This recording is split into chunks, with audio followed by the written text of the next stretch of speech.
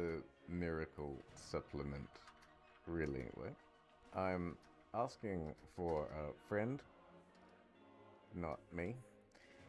I couldn't help but notice you had endorsements from Kevin Costner, John Travolta, and a host of other abusers in waiting. No, it's too much.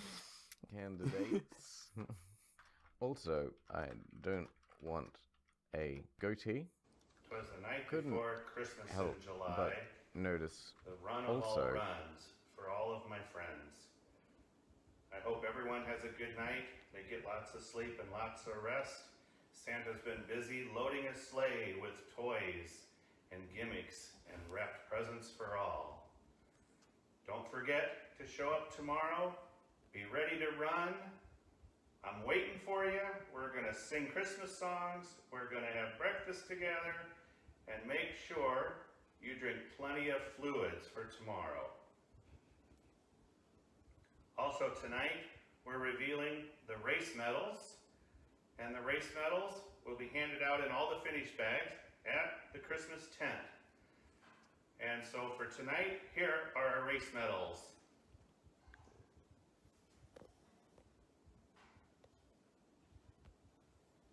Lovely Christmas in July medals.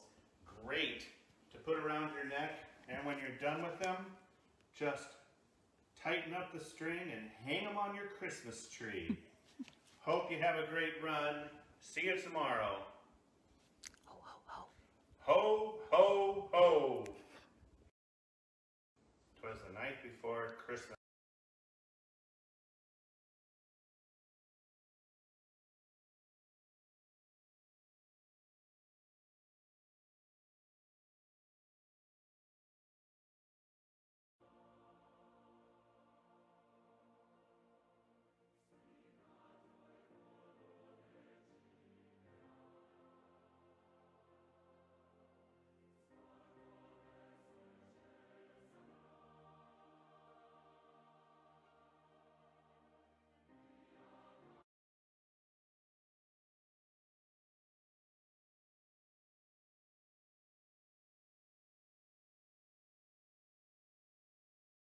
Okay.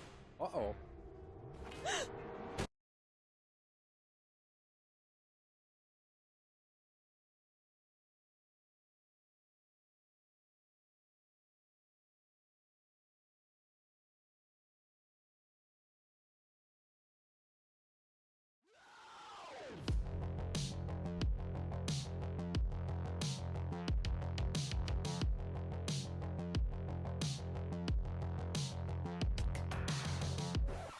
We will fight in the shade.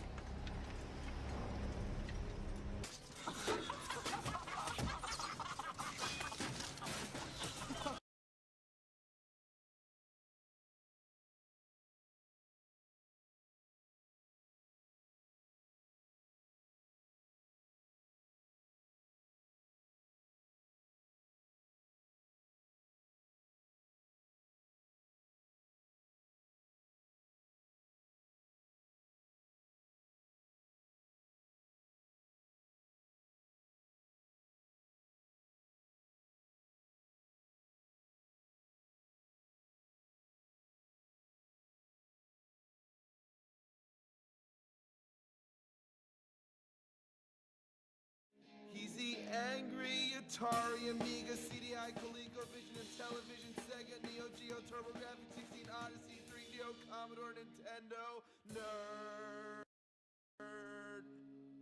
He's the angry video game nerd. Finally, it's time to play something on the Dreamcast, the final game console from Sega. The fact that I've never before reviewed a Dreamcast game is a testament to the greatness of the console. There just weren't that many shitty games that I'm aware of. It was a good piece of hardware for Sega to go out with after many ups and downs. So what brings the occasion? Well, the fans have fished out this gem for me, because that's what y'all do, is feed me with game requests to keep me going. And they say this is one of the strangest games ever made, and it happens to be called Seaman. I'm not going there. So what do you do in this game? Well, the instructions say you're free to enjoy seaman. Oh, no! It's Seaman! Seaman! Not seaman. As in jizz! Splooge! Man bazooka juice! The manual says go to meetseaman.com. The website no longer exists, but I heard it was once a porn site. I just heard, that's all. A Dreamcast game that sends you to porn. More like wet Dreamcast.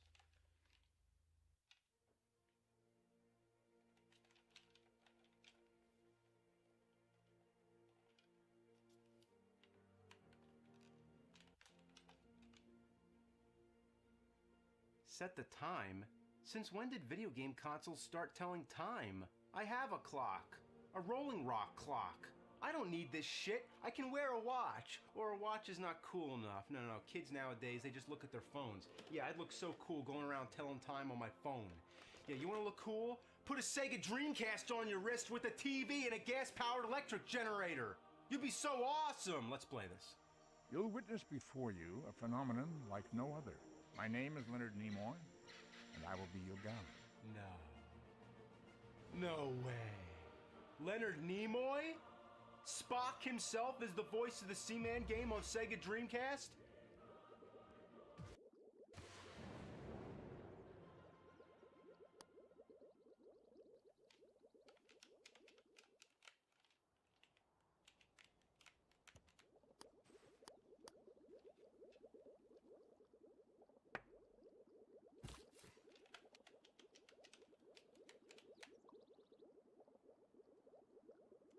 In the name of fuck. How do I get involved in this shit? I gotta figure it out. I gotta do it. I gotta do it for Nimoy. Okay, so to pick up the egg, you have to hit X and the right trigger at the same time. Why couldn't it just be X? Oh, maybe the idea is to go like this, you know, like you're grabbing something. Yeah, well, grab my scrote! It's 2015. It's time to start saying scrote. Then take the egg from the storage matrix. Yeah, when he says matrix, he sounds like Galvatron. Okay, let's drop the egg in the tank. Now what? Well, thank God for the instructions. So you have to raise the heat up to a certain range, and then just wait for the egg to hatch.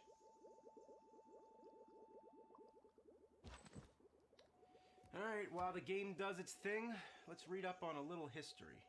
According to the manual, the species that we will be raising was originally discovered in Egypt in the 1930s by a French anthro-bioarchaeologist, Jean-Paul Gasset.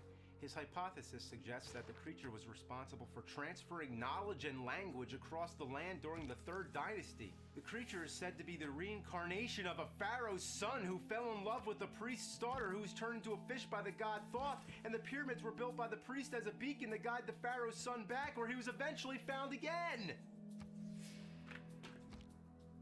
Well, they definitely put a lot of thought into it. That's a lot of backstory for a game where you just stare at an egg. Oh, wait. It multiplied. Now this is getting interesting.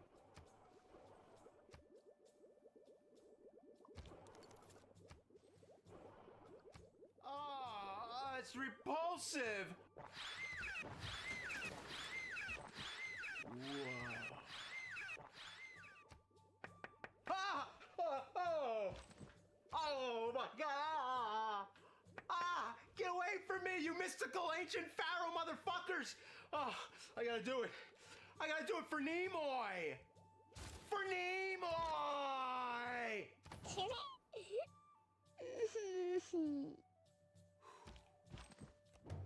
Oh, weird. Forka ball. Did it just say fucker bell?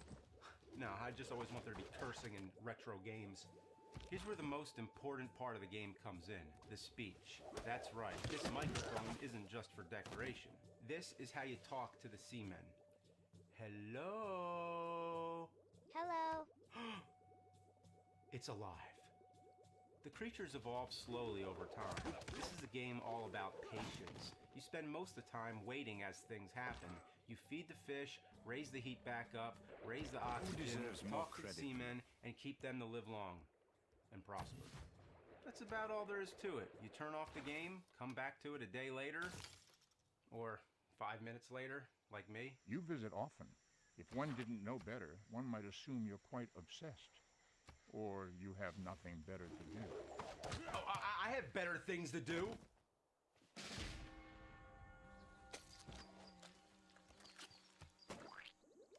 Hello? Yeah, hello. Whatever. I just want to talk. Blah, blah, blah. Happy? Yo, fuckface. Let's be sure and get my name right, skin puppet. You're a pain in the ass. Suck my dick. Hey, Seaman, don't play that. What can I do? I'll tickle you. Are you coming on to me? Tickle, tickle, tickle, tickle, tickle, tickle. I'm gonna pee if you don't stop. Oh, I come from Alabama with my banjo on my knee. Okay. At the moment, the habitat contains 2 gillmen. The only gillman I know is the creature from the Black Lagoon. In order to advance the gillman through his evolutionary stages, you have to answer his questions. Is your mom still working or not? He'll ask you your birthday, your father's birthday, your mother's birthday, religion, politics. Seriously, this little bastard wants to know everything about you. But he only asks the questions when he feels like it. So you have to wait until he's in the right mood, which could take hours. I'm mad at you right now, so go away. Talk, talk. Speak, speak. Yeah, bite me.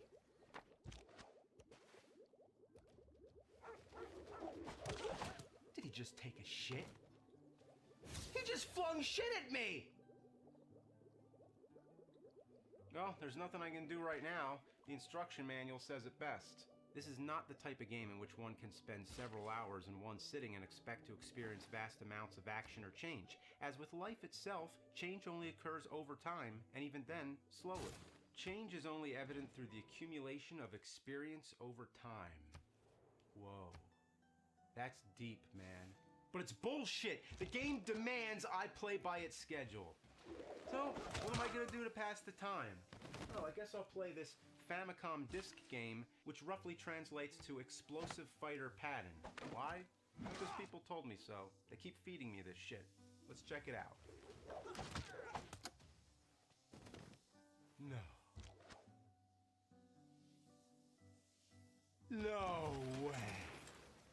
It's an official Famicom disc game that says the F word. And this was in the 80s. This was before Hong Kong 97. It's an officially released game on a Nintendo console that says fuck. Oh my God, my life is complete. It says fuck. It says fuck.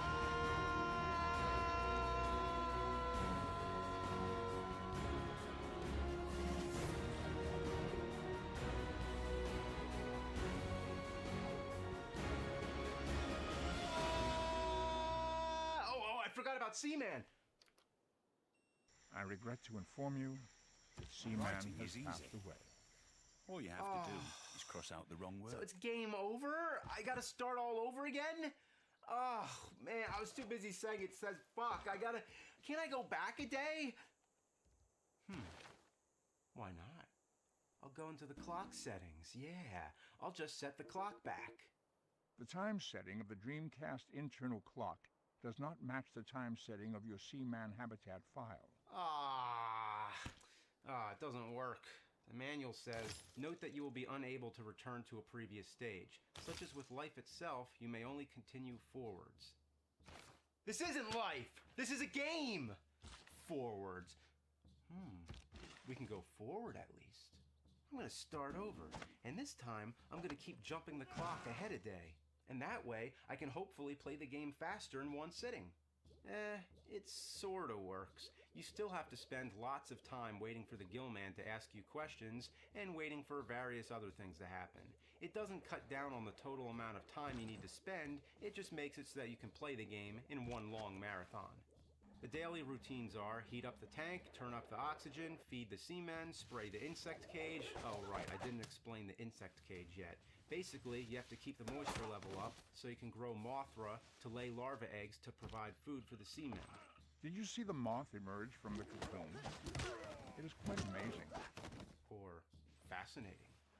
The controls couldn't be any more tedious. The heater gains momentum the longer you hold the button. When you let it go, it keeps going for a bit, so you have to make sure you don't overshoot it. Hey, enough with the heating already. There's no way to turn it back down. It only falls gradually on its own. With the water spray, you have to keep tapping it, but only works at its own pace.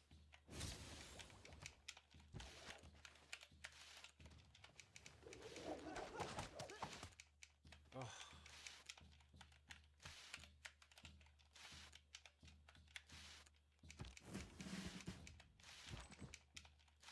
All right, another round of that. Time to set the clock forward again.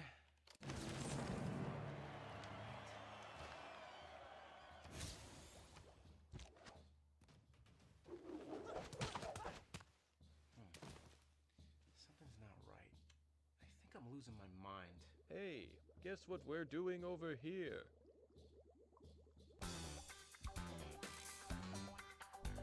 Oh, no, please, please. The seamen are mating, and they felt the need to announce it, to make it known. There they are, staring you right in the face. I didn't even know one of them was female. They both have a male voice. That's not logical. It dies? It got fucked to death? In general, would you describe yourself as a confident person? Am I confident in myself? Well, you don't have to be perfect to still be able to like yourself, so tell me. it all started with my pet albatross. The most important thing is that your dad knows how much he means to I you. just feel like nothing matters, you know? If you manage to glimpse the world through each other's eyes, must feel. what will your future be like? It's a natural result of the world's economy becoming no reality independent of observation. I never thought of it that way. Human beings are the only animal smart enough to entertain itself in a complex way. Eventually, Seaman will help you move a rock that drains all the water. He or she or whatever it is will crawl ashore, then spend 5 minutes making these wretched death sounds. Finally it dies, leaves behind eggs that hatch into turd men, suck each other's blood until one remains, grows legs again, and swims ashore until it becomes the Frogman. This thing has an ecosystem more complex than Ridley Scott's Alien.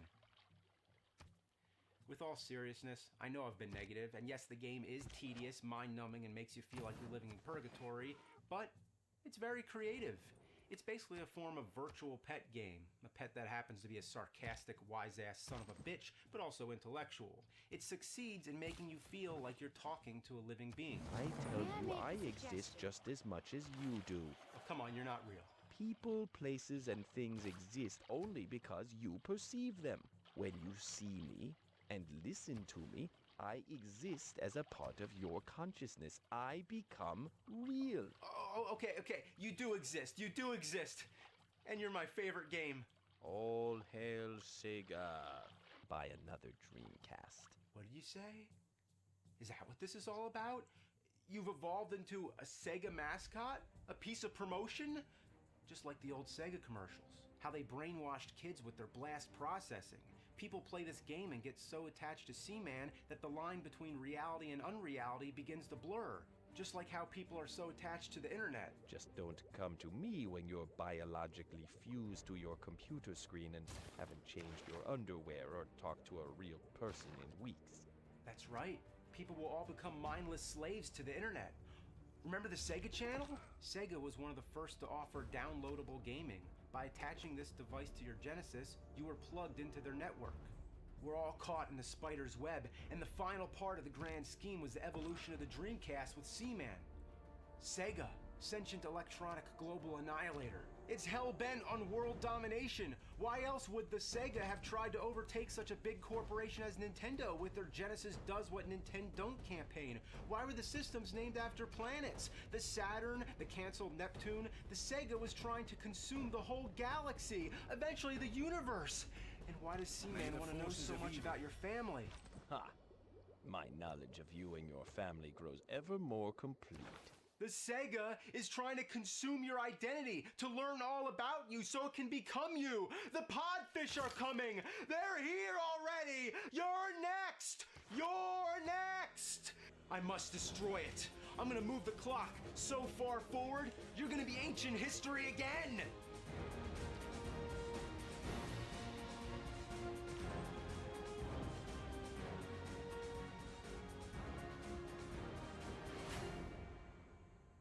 It is not necessary for you to lavish quite so much attention on Seaman. I hope that Seaman is not disturbing your everyday routine.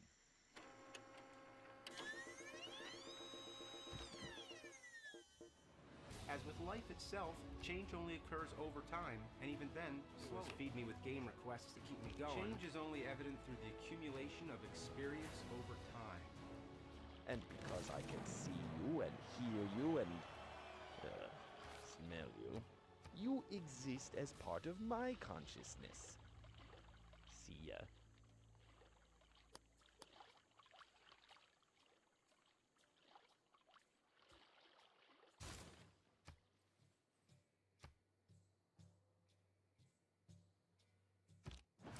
As our civic knowledge grows, Skill?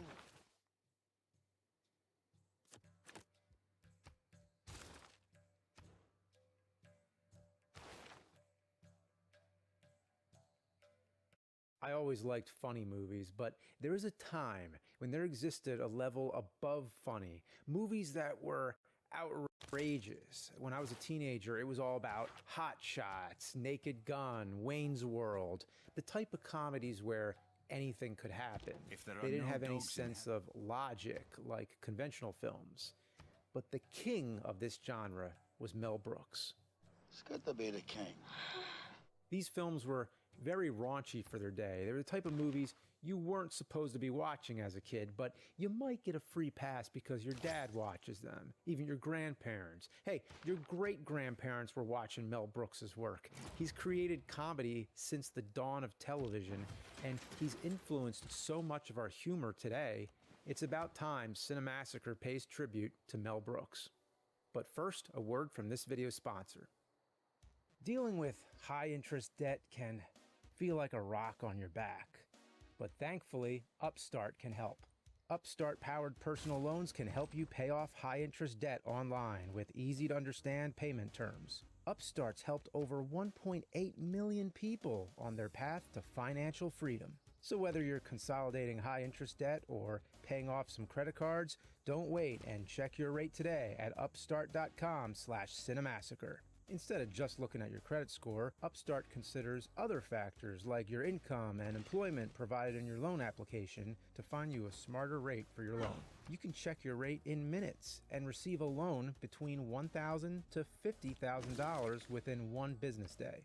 That's upstart.com/cinemassacre to check your rate today. And don't forget to use our link so that they know we sent you. Again, head on over to upstart.com/cinemassacre. Mel Brooks developed his style of comedy while working as a writer on TV for Your Show of Shows, which was a live sketch comedy variety show, sort of a precursor to Saturday Night Live and other shows that we know today. He would write sketches for legendary actors like Sid Caesar and Carl Reiner, who also did a lot of writing himself, and became lifelong friends with Mel. I've read Mel's latest book, All About Me, and he describes how much pressure it was to write a show for live TV with limited time. He talks about these writing sessions where everybody's in the room just going nuts. Sid Caesar was also in the writer's room, and sometimes he was really hot-tempered and difficult to deal with. One time the phone rang in the middle of a writing session, and Mel says in his book that Sid ripped the phone out of the wall and threw it. So he had to work under a lot of stress. He had to learn to be funny under pure trial by fire. He later developed a comedy sketch with Carl Reiner called The 2,000-Year-Old Man, which began as an improv. It was in an interview format where Reiner would ask Brooks questions about what it was like living for 2,000 years. They performed it live many times, but also recorded it as an album. He also wrote the 60s TV series Get Smart. I used to watch reruns of it in the 80s, so this may have been the very first Mel Brooks content I ever saw without knowing it.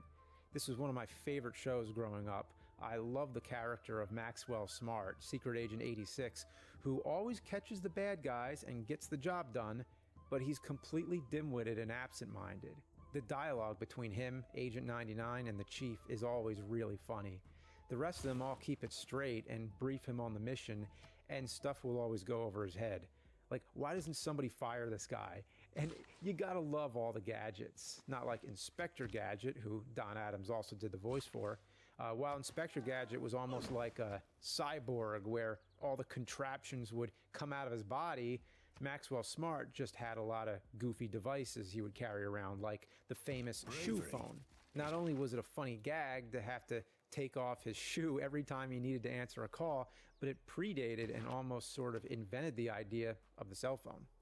Even though Mel Brooks had a long career on TV and on stage, today he's best known for the feature films he's directed between 1967 and 95. The impact is so huge that, what can you say? I could just sit here for hours and talk about all the funny moments from his films. That's usually what it turns into. You bring up Mel Brooks and your mind immediately goes to that part in History of the World, Part 1, when Moses comes down with the stone tablets of the 15 commandments, but he accidentally drops one and makes it 10. Or Young Frankenstein, that part when Igor says, walk this way, and they start imitating his hunched walk. So you're just talking about this part, and it goes on forever. It's the best whenever you open up a conversation about Mel Brooks films.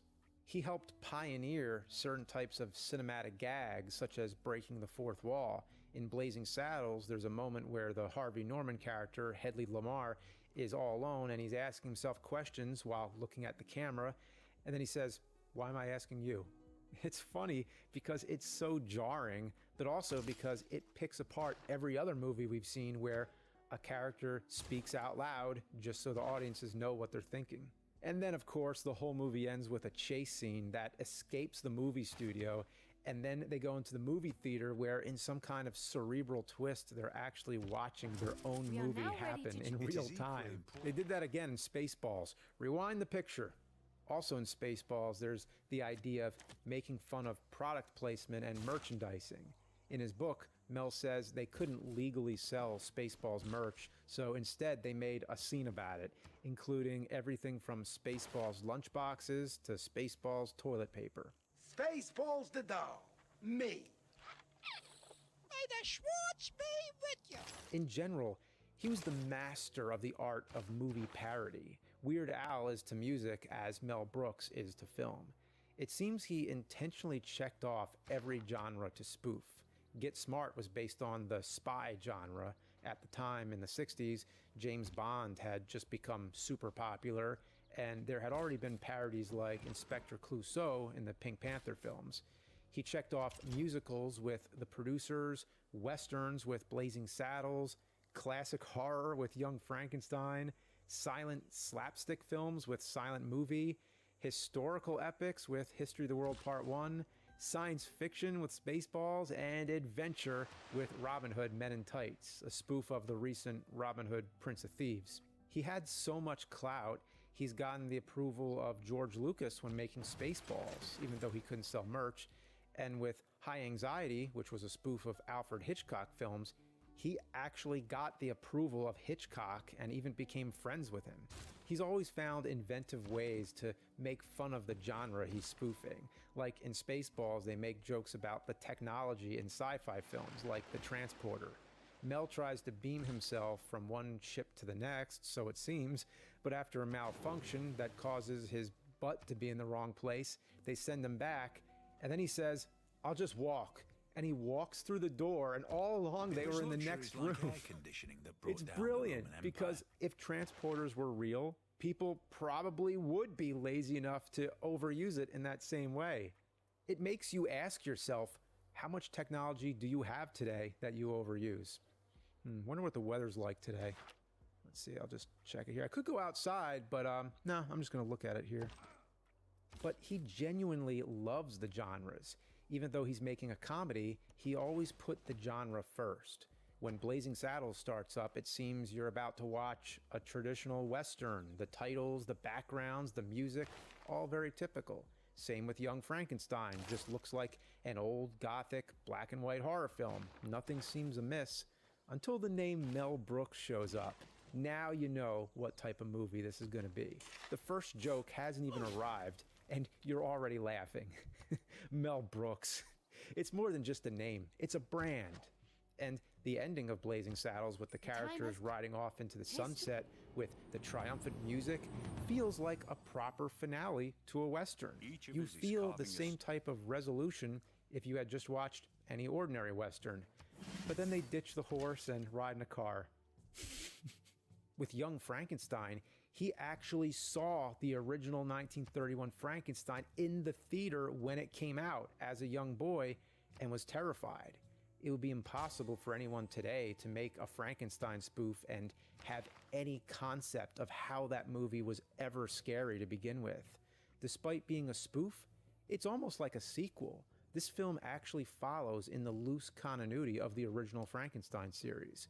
Gene Wilder plays the grandson of Frankenstein. Now, many might not know or remember that the grandson was actually a character, the young boy in Son of Frankenstein. He even kind of looks like a young Gene Wilder. The timeline makes enough sense that it's the same character grown up, though they missed an opportunity to call it Son of Frankenstein. Mel shows great respect for the original films, making references to the whole Karloff trilogy and filming in black and white, making it look as close as possible to the classic films. They even used the original lab equipment made by Kenneth Strickfaden. Crazy to think all those electrical props were still around in the 70s. It really makes me wonder if they're still around today. Does anybody know what happened to the Frankenstein lab equipment? Speaking of the black and white look, the studio was worried that audiences wouldn't want to see a black and white film, but he stood his ground. And that's another thing I appreciate about Mel Brooks, is that he not only paid respect to these classic films, but he also had to fight for them. Silent Movie was a tribute to all the silent films of the 20s with Buster Keaton, Charlie Chaplin, Harold Lloyd, etc. But making a silent film in the 70s was unheard of. It was a big financial risk. In his book, he said when he was talking about the idea with Alan Ladd Jr., who was the president of 20th Century Fox at the time, Ladd said, "So with Young Frankenstein, you take away color, and now you're coming to me to say you want to make a movie that takes away sound? What else are you going to take away? If I let you go unrestrained, you're liable to turn 20th Century Fox into a vaudeville house." Oh, that's great. Our governor.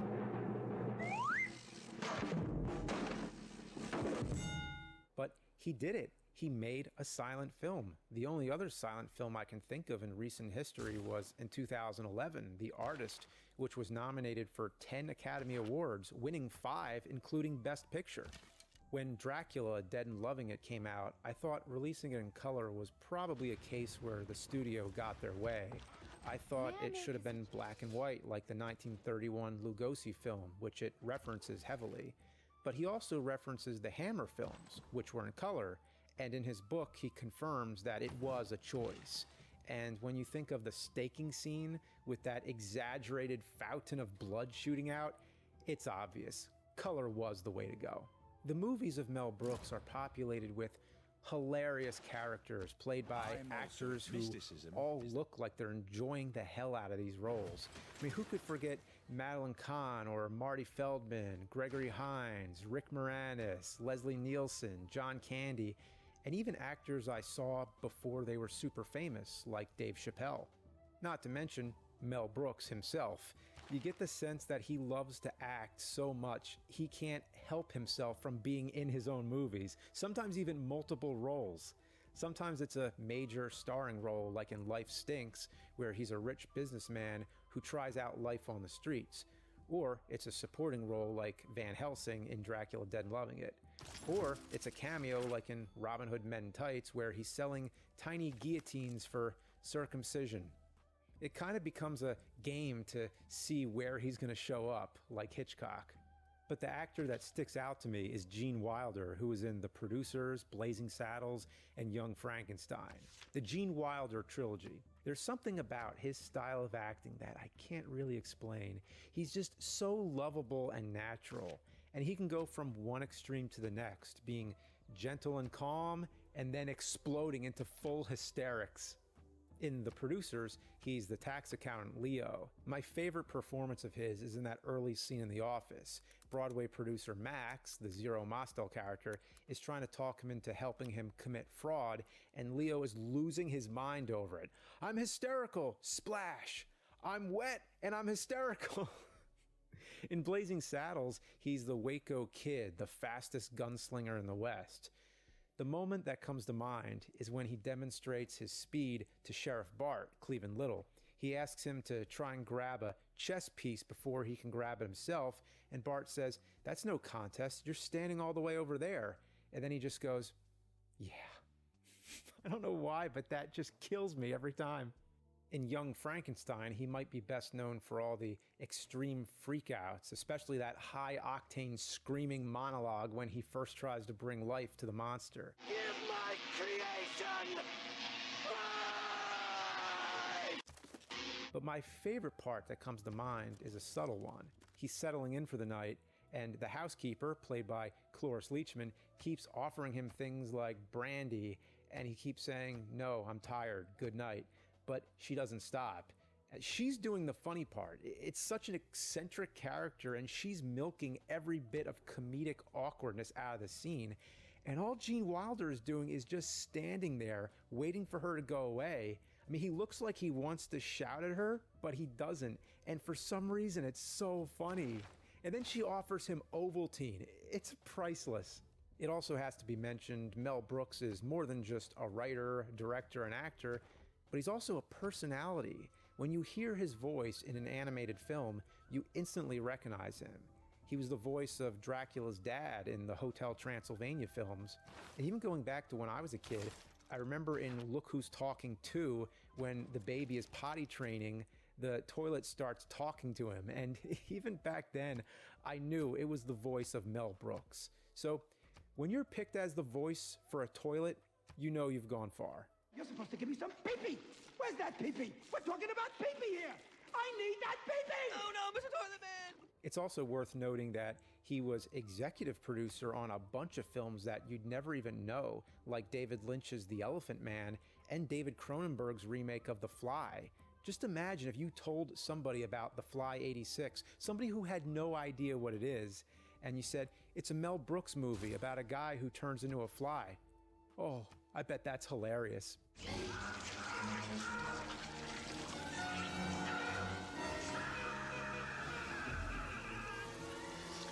And even though his last directorial feature was Dracula Dead and Loving It, he's never stopped creating. In 2004, I saw the stage version of The Producers when it came to Philly. It was hugely successful, and he's very proud of it, speaking very highly of it in his book. And I can attest, it is a great play.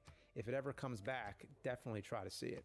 The thing I find most endearing about Mel Brooks is that despite having had his fair share of tragedy, having lost many people he loved, having served in World War II, having faced anti-Semitism, he still somehow managed to dedicate his life and career to comedy. He taught us that humor is important, almost the same as breathing, eating, and sleeping. Laughter is essential to feeling healthy, especially when you're going through a rough time. Having some kind of levity is what helps keep you sane. In his book, Mel says in school he was bullied, so he started making jokes, and then the people who bullied him would lay off because he was funny. He always said humor is the best weapon, and he found that humor in places you wouldn't expect. Since The Producers, he's often made fun of Hitler in the same way that Charlie Chaplin did in The Great Dictator. It was Mel's belief, as he says in his book, that the best way to defeat Hitler was to reduce him to a laughing matter. In History of the World Part 1, he takes you through a dark journey involving slavery, torture, and executions, from the Roman Empire to the Spanish Inquisition. He somehow finds a way to make humor out of it. He found a certain relationship between tragedy and comedy. But some of these tragedies are still here today. Blazing Saddles is a film about racial prejudice, and in the 50 years since that film came out, racial prejudice has not gone away and is still a problem. The racial slurs you hear in the film are hateful words that are never funny, though it's important to note the characters saying them are the bad guys and the recipient is the hero, Sheriff Bart. So, just saying, even though Blazing Saddles is highly regarded as a comedy masterpiece, it should be viewed with some caution and context. These are people of the land, the common clay of the New West. You morons. Mel Brooks is one highly acclaimed guy. He's among the small list of EGOT winners, which stands for Emmy, Grammy, Oscars, and Tonys. He was even presented with the National Medal of Arts by the President of the United States, Obama. So he's already been praised enough. I don't know what else I could say as just a guy on YouTube, so I'll just say thank you, Mel Brooks, for all the laughs and entertainment.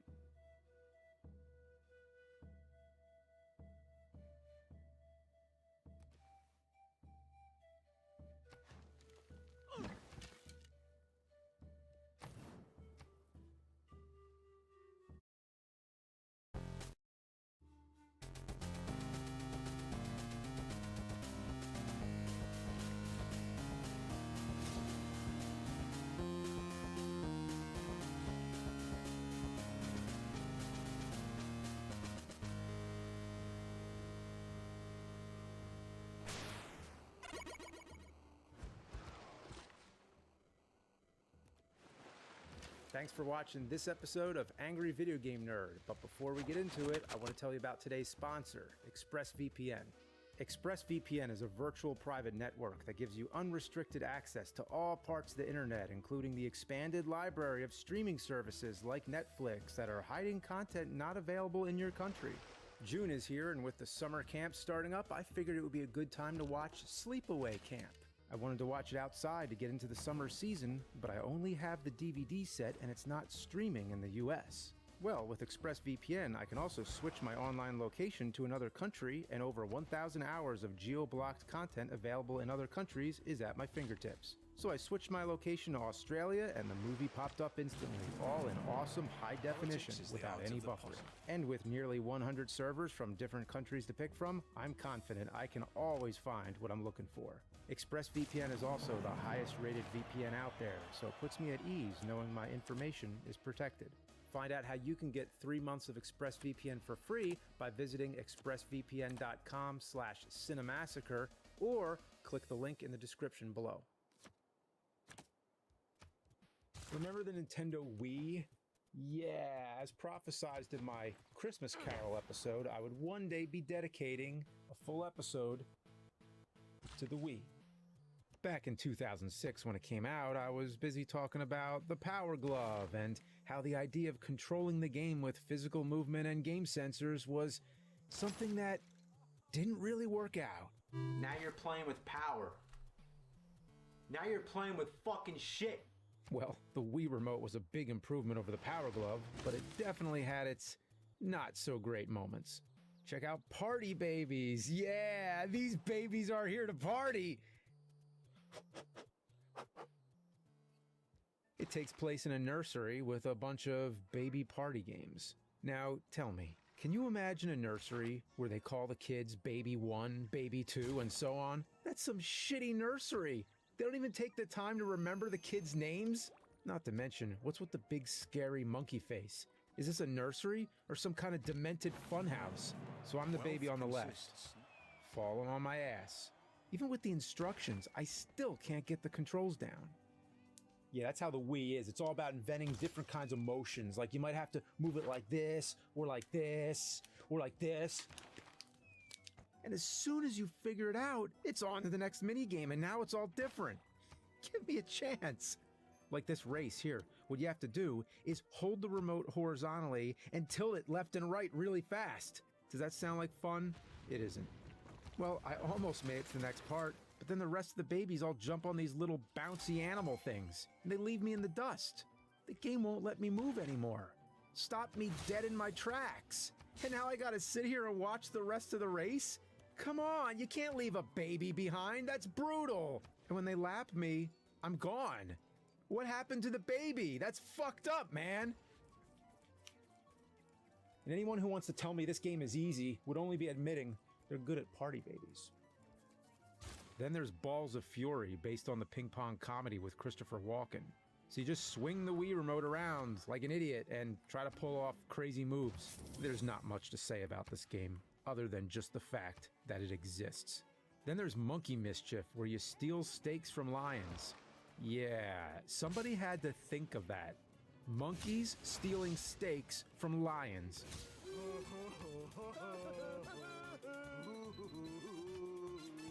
Then there's Billy the Wizard.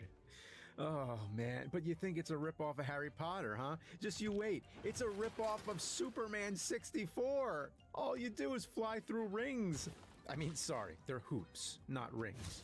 All I do is run into walls and try to make giant U-turns to get myself back around. Oh, these controls suck. It would be like if Superman 64 were broken.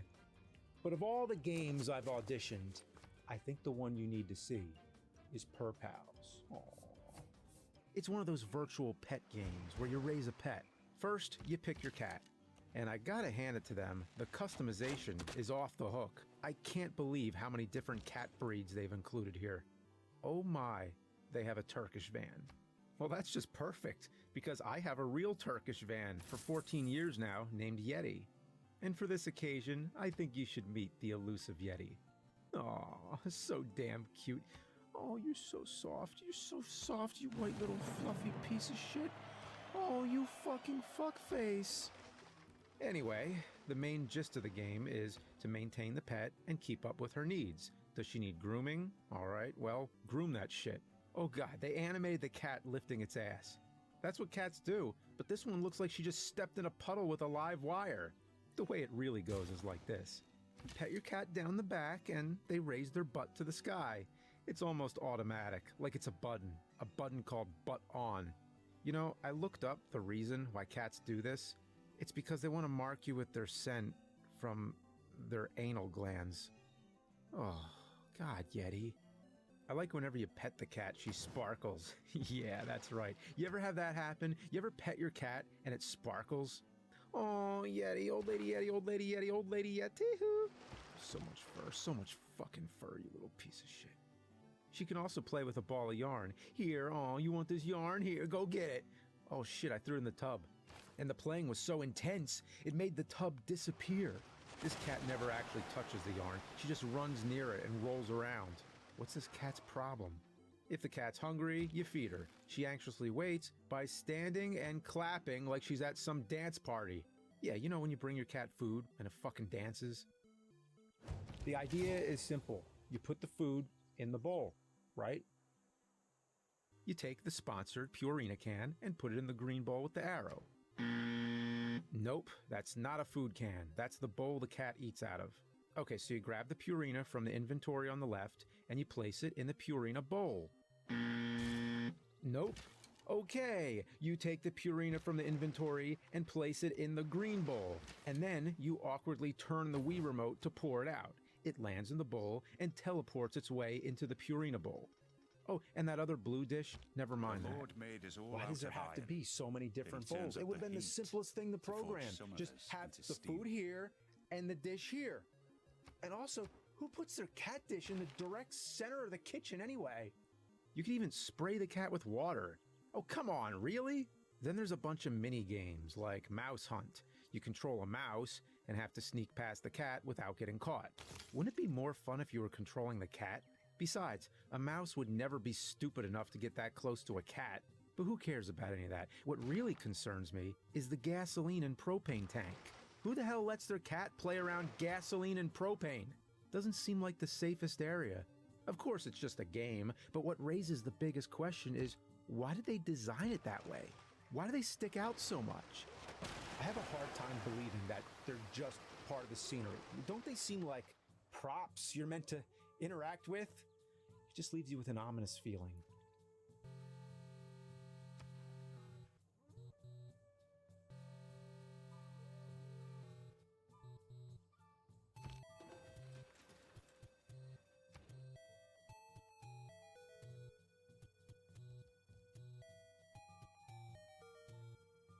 Nothing. Oh, the cat went through the tire. Of course, the cat's hanging around gases and chemicals so much, it reduces the cat's molecular density, allowing her to pass through solid matter. This cat definitely has supernatural properties. It levitates. You ever see your cat levitate? What do you think, Yeti?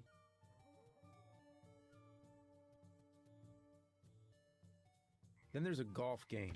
Yeah, golf. You might wonder what this has to do with cats. Well, the cat has an owner, and the owner likes to play golf in the backyard. So basically it has nothing to do with anything. Oh, shit, almost hit the cat. Then there's ping pong. Oh, God. Oh!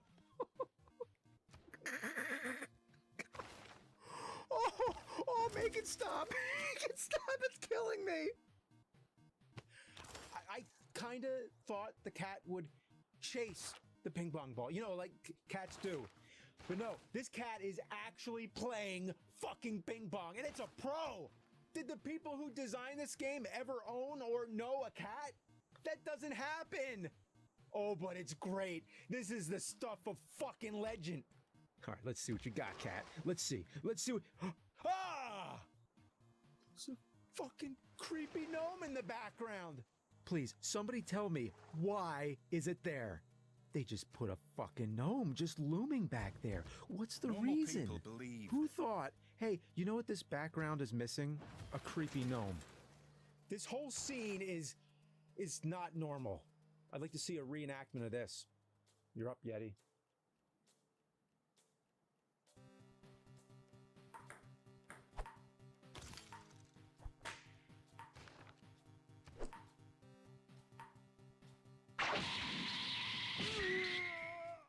Then there's basketball. You just keep tossing balls at the net while the cat sits there and watches.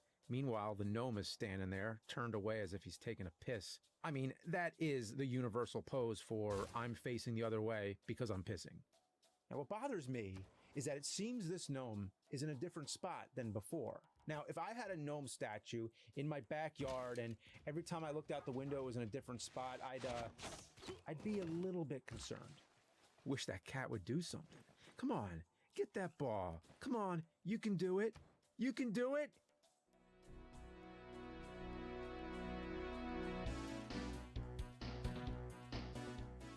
Hot damn! Yeah! Oh boy, what kind of catnip is she on? That cat fucking slam dunked that shit! That is ingenious and totally unrealistic. There's so many other things they could have included that a real cat would have done. There's, of course, the classic chasing of the laser pen, the game we like to call Kill the Red Dot, which is in the game, basically. But what about drinking out of the sink? That would have been a good one. Aim the cat's tongue to catch the water. I've often wondered why cats never drink the water after you fill the dish. I mean, it's the same exact water that came out of the faucet. Yeah, but what fun is the dish? I mean, they want the water to be fresh and flowing. Those picky little bastards. Have it a stage where you have to open the door for the cat, but the cat changes its mind, so you have to keep reopening it. Or how about when you're trying to walk and the cat stays one step in front of you, so you gotta walk really slow?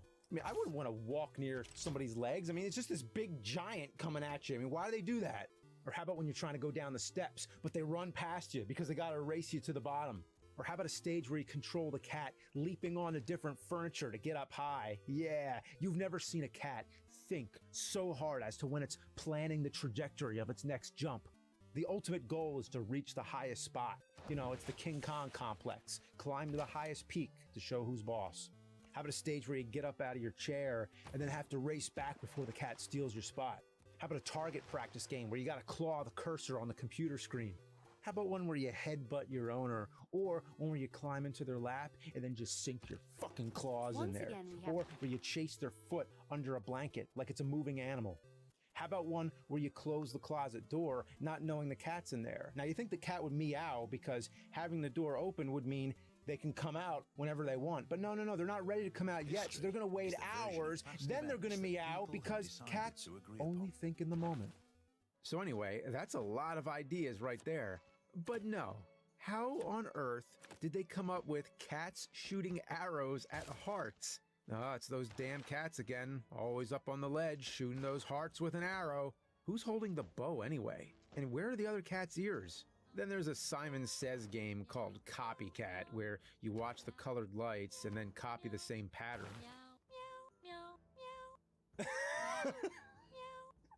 You gotta love how the cats poke their heads out.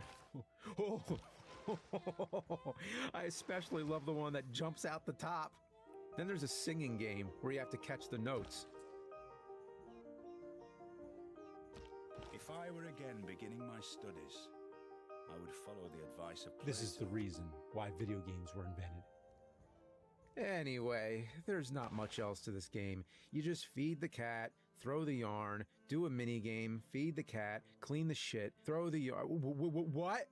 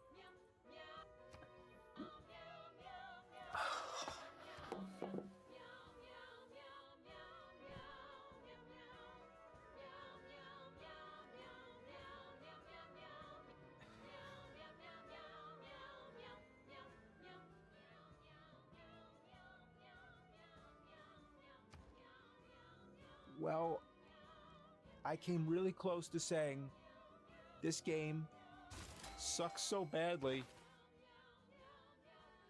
It would be more fun to play with cat turds. Well, then here comes a game where you're actually playing with cat turds. Oh my God! Somebody made this game for me. Oh my God, I've finally found it. Where has this been all my life? I can't even make a joke about Nintendo Wii. You know, Wii like piss? No, because we went straight to shit. This game knows what it is. And you want to know how it plays? Like shit. You're supposed to press A to pick up the poop and dump it in the bag. But it barely works. Come on, pick up the shit. Pick up the shit. Pick up the shit. I can't even talk about the controls being shitty because it's literally shit. Shitty controls of controlling shit. The only thing better would be if you took control of the cat's asshole, the cat's-hole, and aimed the shit into the duty pan. The controls would be worse than the refueling stage in Top Gun.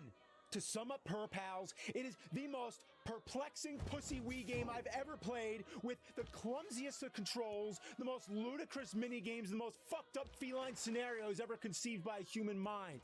What were they thinking, drinking, smoking? How did it get made? I don't know. But I'm glad it did.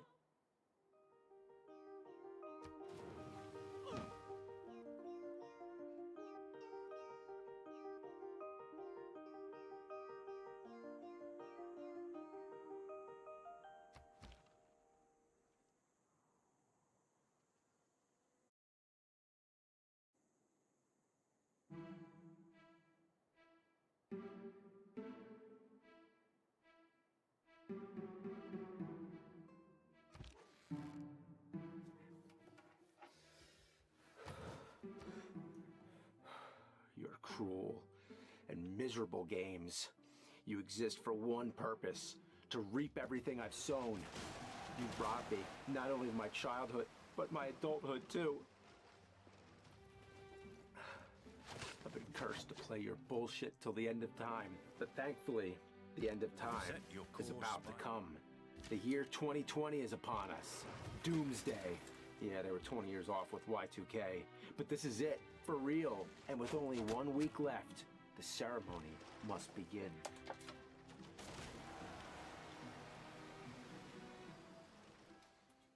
You must wear these masks until the midnight of New Year's. They've been carefully selected as caricatures of your true, shitty natures.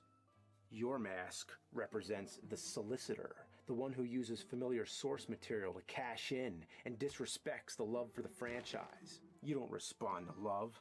You only respond to what your petty hunger dictates, to things that have value. You're the kind that appraises franchises without seeing their beauty. You're nothing but greed. Your mask is the overzealous coward, the one who has nothing to give but somehow gives too much of it. You're an overflowing garbage can of filth, bloated and packed to the gills with nonsense, bullshit to the highest capacity to hide your incompetent, broken gameplay. And of course, you wear the mask of the heartless Punisher, tricking me with useless weaponry and sucker punch pitfalls at every step.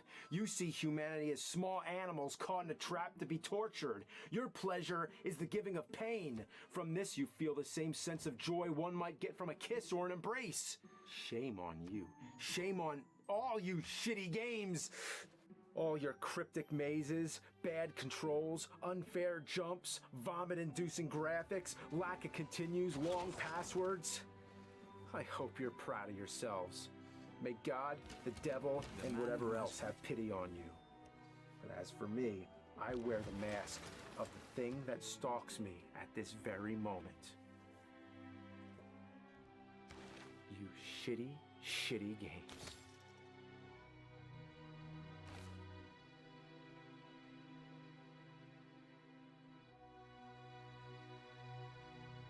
You stole my life away. It's all yours. You inherit everything left of my soul. Now you can dig deep in the treasury. But before the world ends, I must play one last game. Submitted for your approval, Mr. Nerd, a frustrated gamer with no life outside this room, except for a virtual world which he's created. A world that will come to an end when his anger causes its total destruction on New Year's Eve. But until then, he has 1 week to take care of some unfinished business. He must complete one of the most beloved Zelda games, Majora's Mask. Other YouTubers cherish it, but this is not your usual reviewer. This is the Angry Video Game Nerd.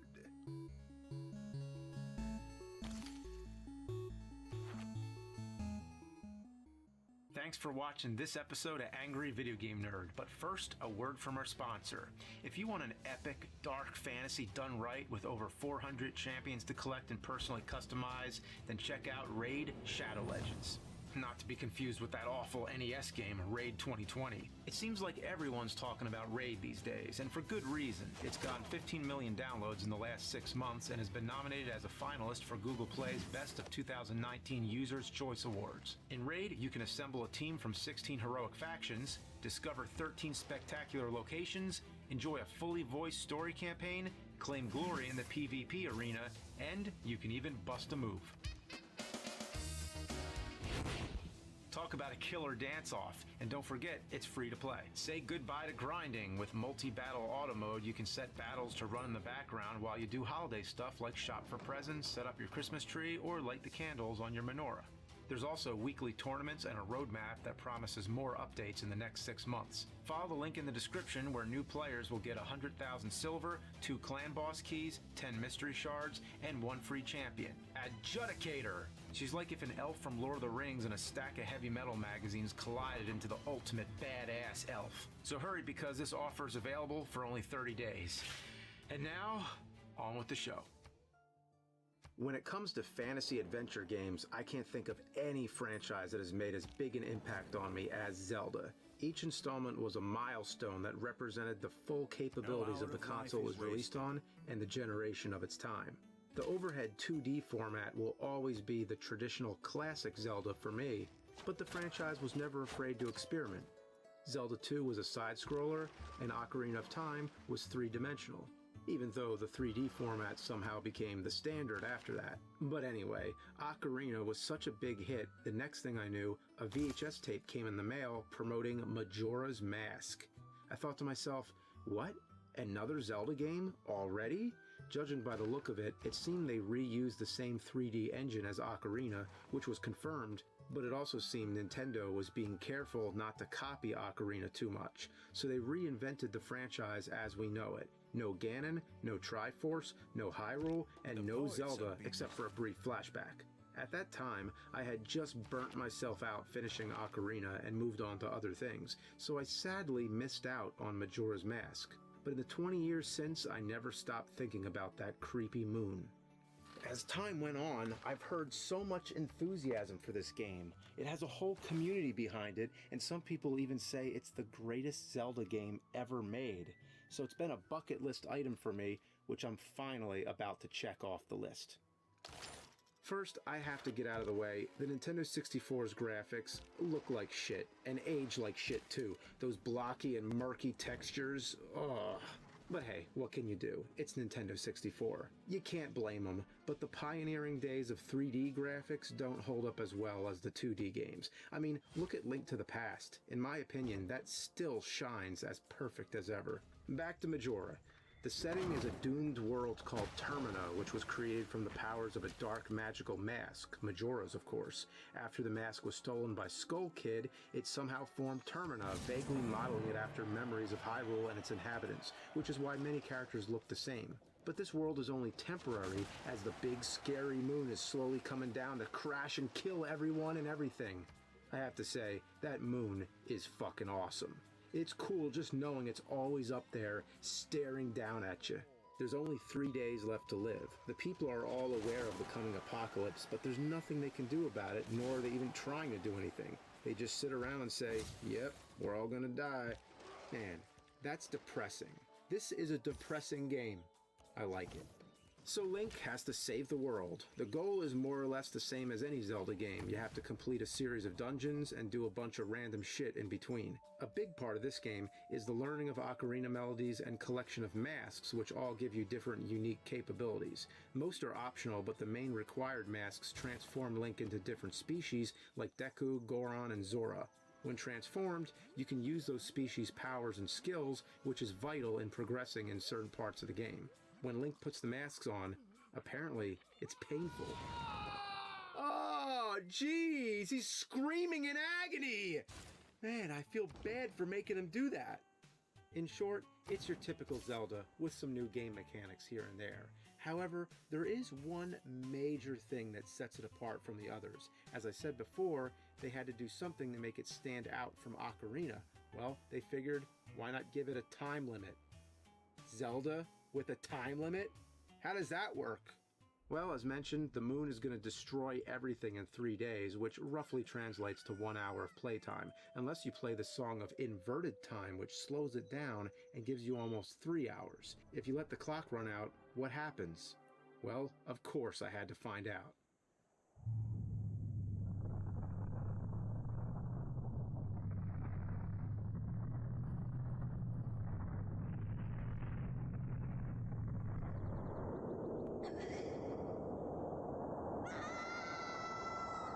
Wow. Well, after 20 years, that still looks cool. So, what exactly happens? Well, simply put, game over. Now, of course, you can't complete an entire Zelda game in less than 3 hours. That's where the Song of Time comes in. When you play it, it acts as Link's time machine, sending him back to the dawn of day one. You keep your melodies and masks and any major items you've collected, but the rest of the world resets. The characters you've met all have forgotten, and everything starts up again, as if nothing happened. So Link is basically experiencing the same thing as Bill Murray in Groundhog Day, cursed to relive the same events over and over. No wonder why he acts like there's no consequences. Breaking into people's homes, strutting around like he owns the place, walking away from explosions, getting drunk at the bar, dancing in front of strangers, and igniting a bomb at somebody's front door to get them to come out, like some kind of mischief night prank. What an ass. So basically, anytime before the third day ends, you have to play that song and go back in time. Otherwise, the moon will crash and you lose your progress. You just don't let it happen. Playing the song doesn't just send you back, it also saves the game. And it's the only way you can truly save. There is a quick save, which you can do by hitting owl statues, but that's only a temporary save that you can only load once. Yeah. So if you want to save and feel good about it, you got to go back in time. Now, I always thought saving was the preservation of progress up until the present time. But here, to save, you got to go back to the beginning. What kind of sense does that make? When you go back, you keep your main items as mentioned, but all your rupees are gone, your arrows gone, bombs gone, sticks, nuts, bottled items, any inventory, it all goes away. Plus any side quests you are working on or people you've interacted with, any items you've unlocked or special events that took place, all that is lost. So saving is something you don't want to do until the 3 days are almost up and you have no other choice. You have to put a lot of thought into what exactly you plan to accomplish before your next save. You wouldn't want to start something on the second or third day and then realize you're out of time and have to do it over again. It's like you have to plan your gameplay sessions within these 3-hour intervals. Many times I had to leave the system on overnight and pray for no power outages. I gotta be honest, I like playing games where you can save anytime you want, like Zelda. Oh man, I can't reference Zelda because I'm playing fucking Zelda!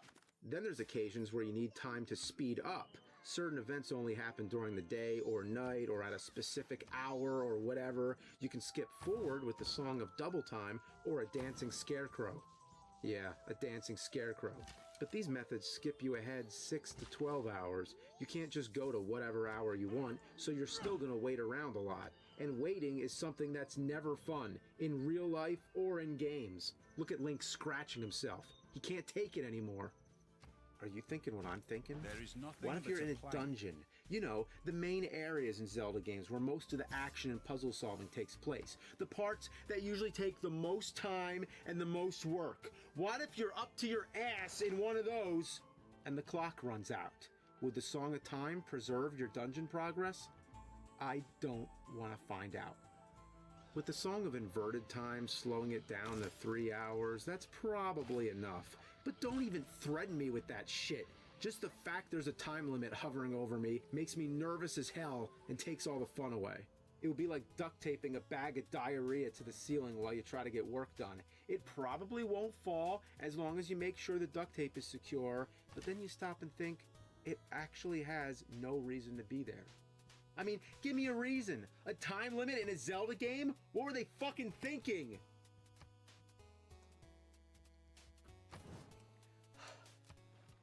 The clock is a story in itself. At first it appears to be like the upper half of a regular analog clock, especially since 12 is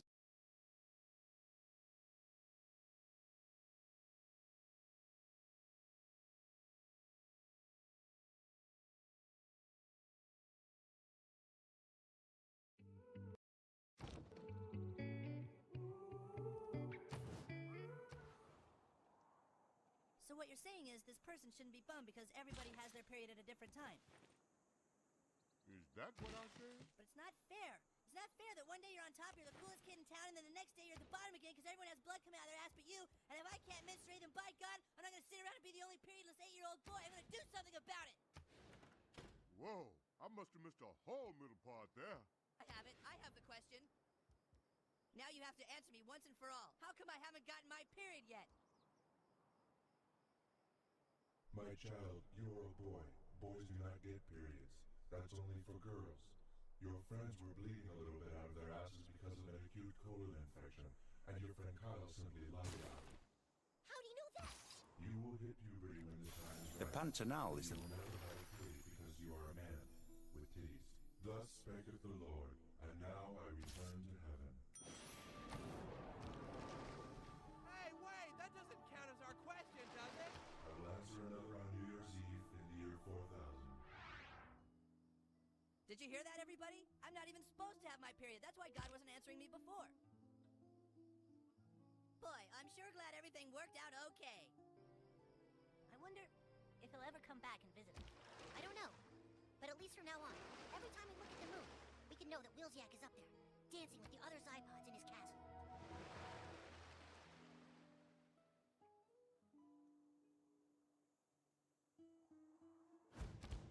enjoyed my acting? Which film did you like best? Well, I mean, you're not like as good as Leonardo DiCaprio, but you're okay, I guess. What? I mean, you're not Gene Hackman or that guy that played Napoleon Dynamite, but you're okay. I'm nothing. I'm a failure in the eyes of the prophet. Ah! Hey! Dude, I'm sorry, I didn't mean it. Go away! Dude, this is my room. Go away, I said! We all want to understand who we are and where we come from, but sometimes we want to know the answers so badly that we believe just about anything. Huh? What?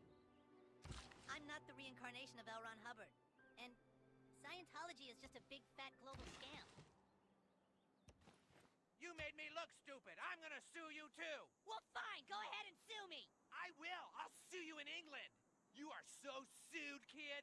Well, go on then. Sue me. We're going to. Okay, good. Do it. I'm not scared of you. Sue me. Dad, why did they do that? Well, Stan, the Japanese just don't really like dolphins very much.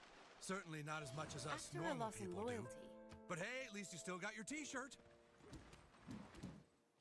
And you always have your neat picture.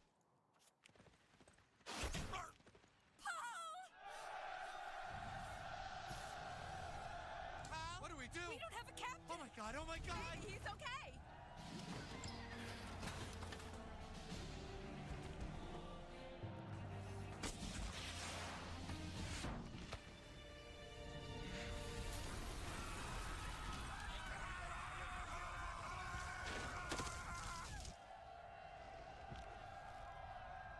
Oh my god! What did you do? What you assholes acted like you were doing? Just to get a glimpse beyond this illusion, I was soaring ever higher, but I flew too high. Though my eyes could see, I still was a blind man. Though my mind could think, I still was a madman. I hear the voices when I'm dreaming.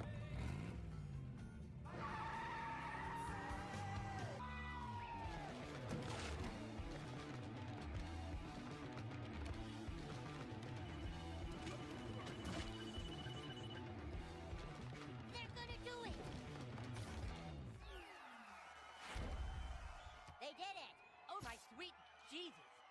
You have played Guitar Hero enough to reach 1 million points.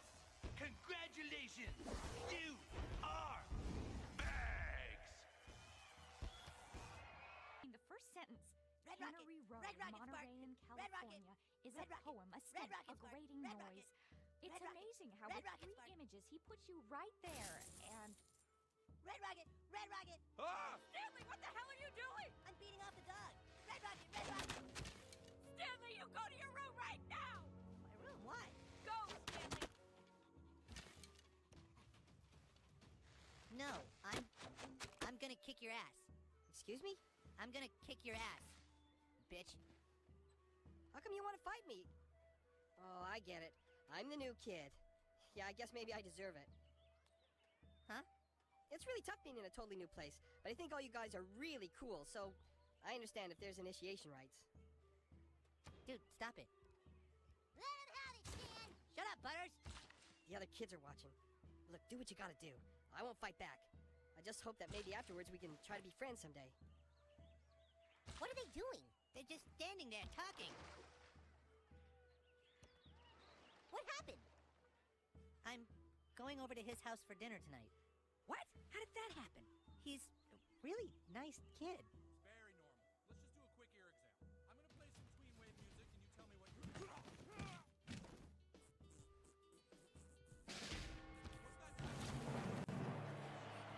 Remember that people break down too, not just...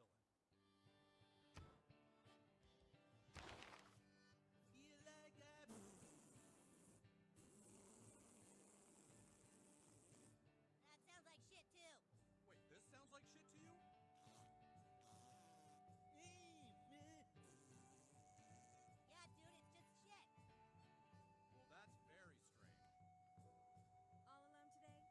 Yeah, it sucks. All my friends are sick with the flu. Well, what can I get you? Do you have anything on the menu that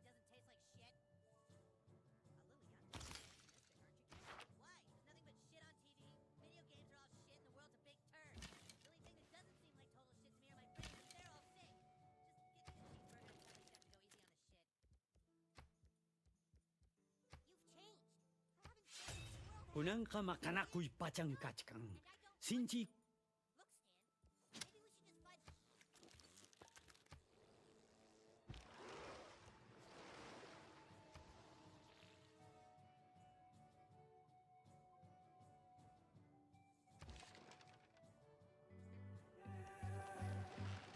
These skies of a different light.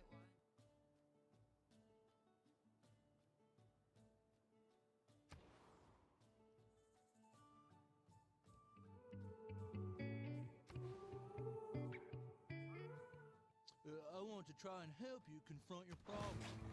I don't have a problem. Well, it's my understanding that you have an acute case of thecophilia. What's that? Well, a thecophiliac is somebody who's obsessed with mookie stinks, Kyle. Mookie stinks? Now, I also understand that you're Jewish. Is that right, Kyle? Well, not on purpose. So this must be a pretty hard time of year for you, being Christmas and all. Do the other kids make fun of you?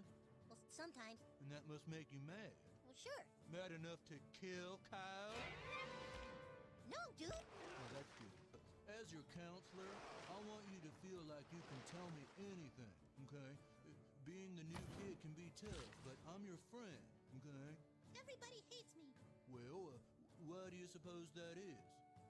Because I'm the son of the devil? That's a good start. Why else? Because I burn them and kill them? Well, yeah, maybe that's it. What you need to do, Damien, is to be overly nice. See, no matter how mean the other kids are to you, just don't retaliate. You be passive, okay? That's what I taught the little British boy, Pip, and just look at how much the other children like him now. I bet I could spit the most on him. Oh, yeah? I bet I can spit in his hair. Oh, nice try. A little higher and you've got it. But it was an honest error of judgment, okay? I really thought it was important for the kids to know the smell of marijuana. It was an error of judgment, Mr. Mackey, but I'm afraid I have to let you go for it. We searched each one of those kids, but came up empty. We had to let them go home, and one of them now has half a lid of Jamaican grass because of you! How am I gonna make ends meet? Okay, what will I do for money? There now. Maybe this will all blow over someday, and we can give you a job as a janitor cleaning up vomit with that pink sawdust stuff. Drinking's babe. Go ahead, drink the beer. It'll calm you down. Yeah, why the hell not? It's just a beer. Don't be such a pussy, okay? So how do you feel? Oh, about the same. You just need something a little stronger. Hi, boys. Hi, Mr. Mackey. Are you boys staying out of trouble? Yes. Okay, I'm just gonna go over here for a while. Our minds are one. Okay. Our thoughts are one. Okay. This is the strangest thing I've ever seen. Please, nurse, for a woman with a dead fetus on your head, you're not being very open-minded. I am tired of seeing you in my office, young man. You get sent here every day, Craig. I know. Why can't you behave? I don't know. What do you have to say for yourself? Well, I tell you what, young man, you're gonna be held back a grade if you don't look. Did you just flip me off? No. Yes, you did. You just flipped me the bird. Now, see, this is exactly what I'm talking about. If you don't shape up, okay, and get your head straight, there, you just flipped me off again. No, I didn't. Yes, you did. And until you stop flipping people off, you can just go back to the waiting room. All right. Next. Well. If it isn't Stan, Kyle, Kenny, and Eric. Hey, Craig. Hey, don't flip me off, you son of a bitch. Hi, boys. Hi, Mr. Mackey. Have you boys been sure to pass gas regularly so you don't spontaneously combust? We know how to fart, Mr. Mackey. Well, let me show you just to be sure, okay? Come on. Good girl now. Jesus Christ, sick, dude. I had a steak wrapped with bacon last night. Dude, I think you pulled mud. So you boys understand you have to do that regularly, okay? Okay, just go away. He thinks if I don't molest him, it means I don't love him. Well, now, what's he supposed to think, Mr. Garrison? I mean, look at all the media, all the magazine ads and television ads talking about sexual molestation, okay? He sees all that and assumes that you didn't molest him because of some flaw in his looks or personality. I didn't do it because it's wrong. I know, but I'm afraid this problem has run very deep through Mr. Garrison's mental state. I'm worried that if you don't do something, well, it could kill him. Hold on a second. Are you actually suggesting that I have sex with my 41-year-old son? There comes a time in every father's life when he must ask himself, how far will I go to save my son's life? Okay. Well, I won't have sex with him. Well, I've said all I can say. I know it's difficult, but family is about compromises. Don't lose your son over this, Mr. Garrison. Don't lose your son. Young man, if you don't want to be held back a grade, I suggest you start cooperating, okay? Timber! Well, that does it. I'm suspending you, Timmy, until you can learn to respect your elders. Hold on just a second there, Principal Victoria. I think I may know what the problem is. Yes, of course. What? I think maybe Timmy is suffering from something called attention deficit disorder, or ADD. It's very common in kids his age. Oh! Timber! Well, that certainly would explain it. You have been bad, Mr. Mackey, so you're going to have to drink from this glass. Oh, yeah, that makes me hot. Oh, not. Wow. What? Now, this is the male anatomy. Here we see the testes and the scrotum. Stop that, okay? The next person that laughs is going to get a referral. Okay. Now, in order to have intercourse, okay, the man takes his penis and he... let's see. The man takes his penis and he... Dude, haven't you ever had intercourse, Mr. Mackey? Well, sure I have. It's just... I was about 19 at the time. So I'm about 20 years. Okay. Let's see, I'm pretty sure I took the penis, and what the hell did I do with that damn thing? Now, who can tell me what year the first moon landing took place? How about you, Clyde? 1960. No helping. Steam hisses. Good idea. Well, maybe things would be better if we could trust people like the Starches. Us? Your family's always been the shifty-eyed ones. Oh, yeah? Don't touch my silverware. Oh, this is too much to take. Mom, Dad, could you please leave me alone? We just want to make sure nobody hurts you, Junior, okay? Okay. Mr. Mackey is gay. Okay, kids, that's not funny, okay? This box is supposed to be used for serious questions about serious issues. Okay, let's stop the tomfoolery. Okay, I think we'll do one here. Dear Mr. Mackey, you are gay. All right, that's enough, kids. Let's quiet down and try to be mature, okay? Well, here we go. Okay. Mr. Mackey, sometimes my parents hit me. And you were gay. In peace, Damn, is there not one is one serious despoiled question by in here? mercenaries. Mr. Mackey, In war, by... Okay, here. I am a boy at South Park Elementary. Sometimes when I'm sitting in class, my penis becomes hard for no reason. What should I do? All right, kid, that's enough.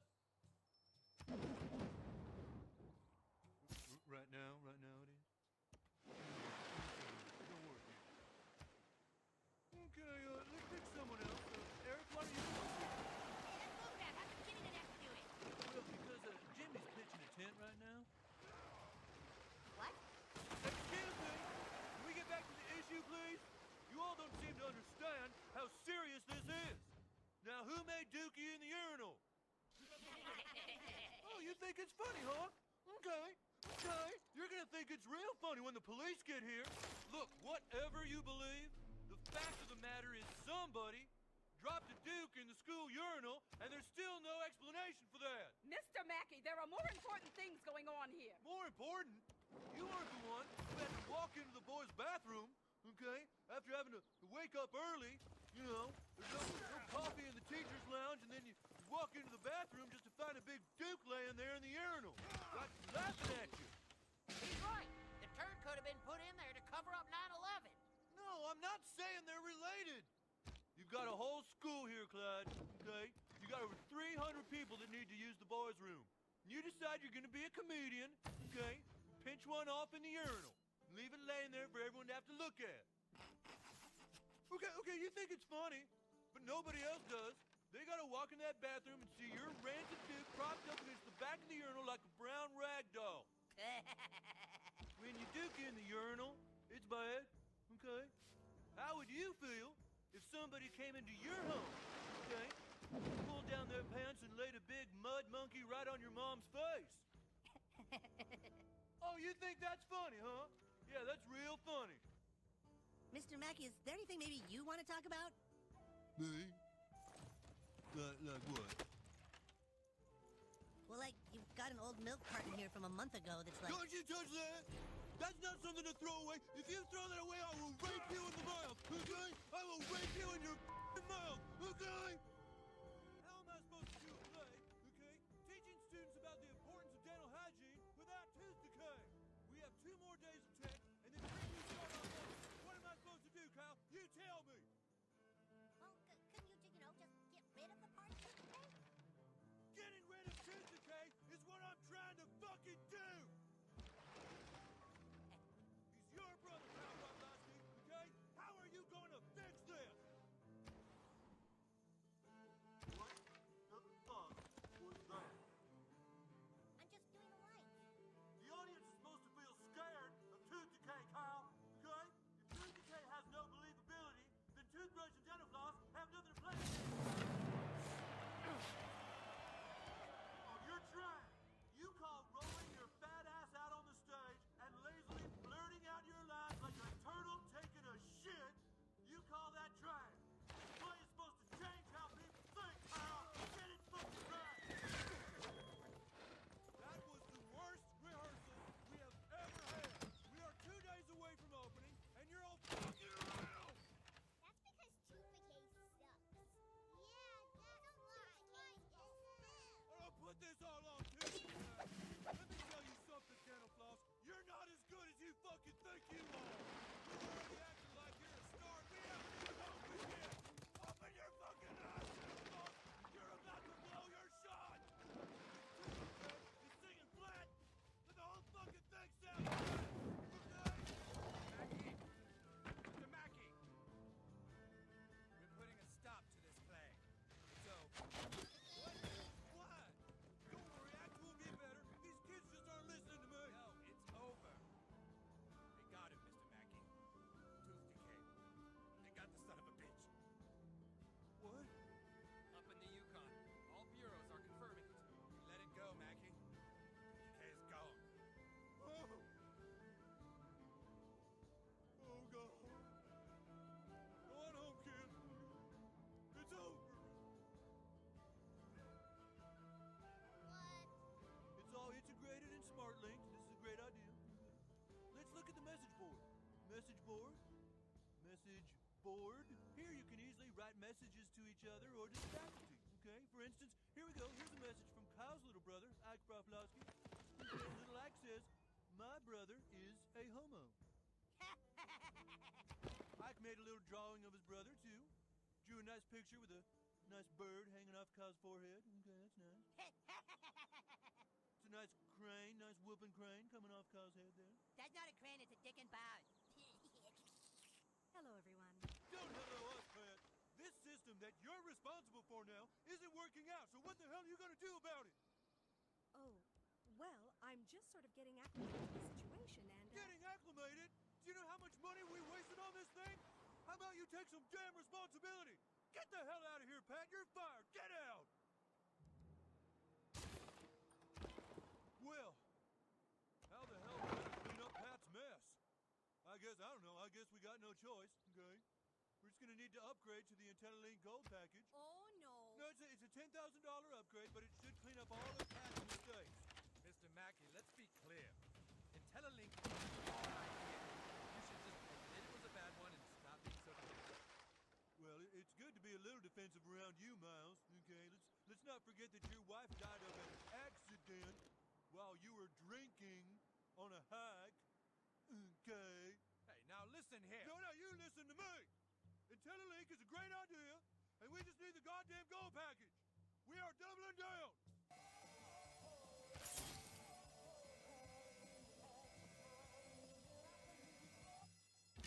Okay, there we go. Your students can buy school lunches now, but they won't be able to get grades. No, they have to be able to get grades. Well, what you probably want to do is upgrade to IntelliLink Platinum. No, there's no more upgrading, okay? I just want this to work. What exactly do you mean?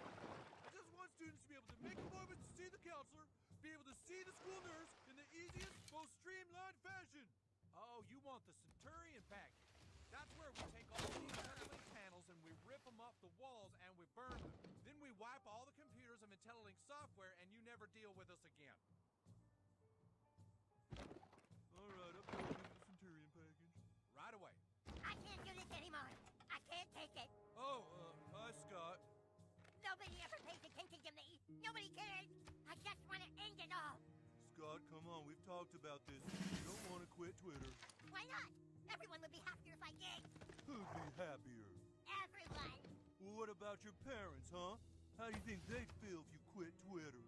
I don't think they'd even notice. Of course they'd notice. They'd be sad. Okay, they'd be sad. You've got so much ahead of you, Scott. So many posts and tweets still ahead of you. You haven't even started to see what social media has to offer you. You can't just end it all. Not now. You're right, I guess I don't want to quit Twitter. There you go, okay? But now you come back here anytime you're having bad thoughts, okay? Okay, thanks. Twitter would be better off without me. I'm quitting. Okay, no, Scott. But I'm fine. But I think it's end it all now.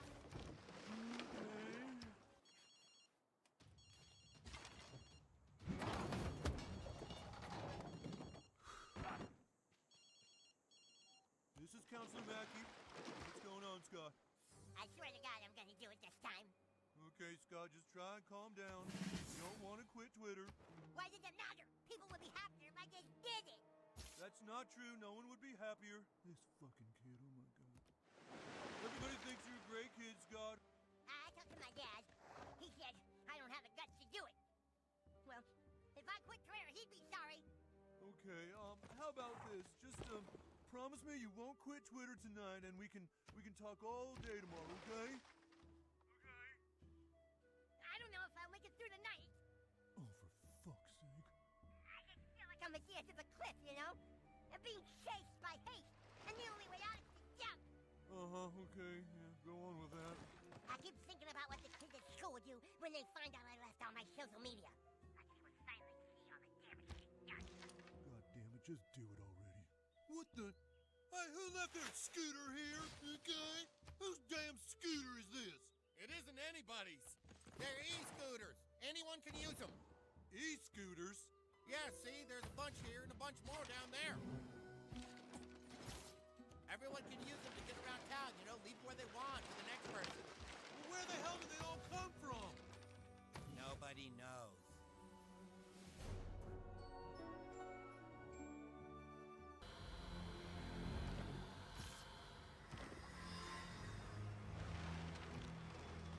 Oh, shit!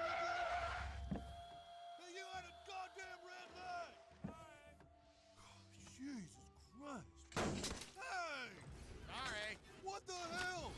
Look at my car! Who's gonna pay for it? Sorry, dude. God damn it! Get off the goddamn streets with those things!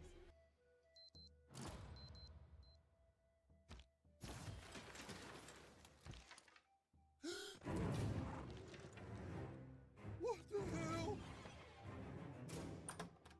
Ah!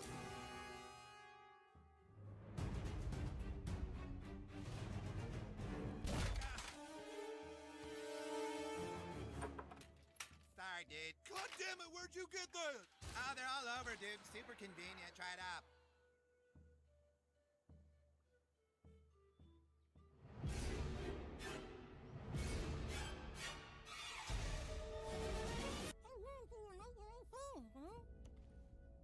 But Kenny, if that's true, then could there be a way to cut the connection?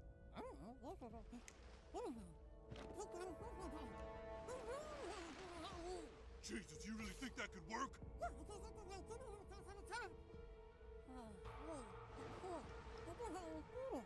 No, you don't need a scooter, 'cause I got a fucking car.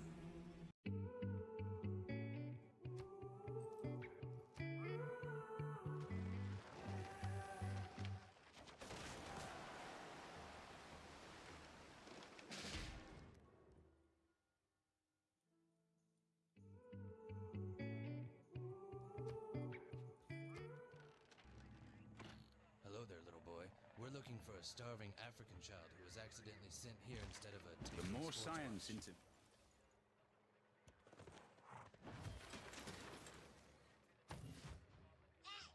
Hey, what's going on? Is that Dobby? Get you in the net. Here's your sports watch, son. Sorry for the mix-up.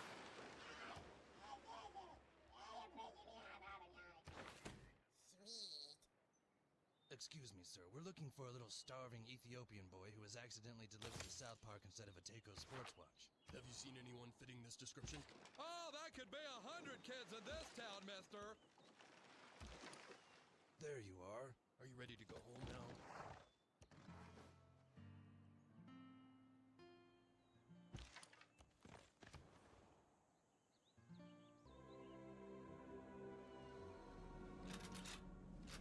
Freeze, cows! The game is over. You will now return to your respective towns. You hear that, cows? You're surrounded. There's no way out. You will now all march in an orderly fashion into this trailer. Move!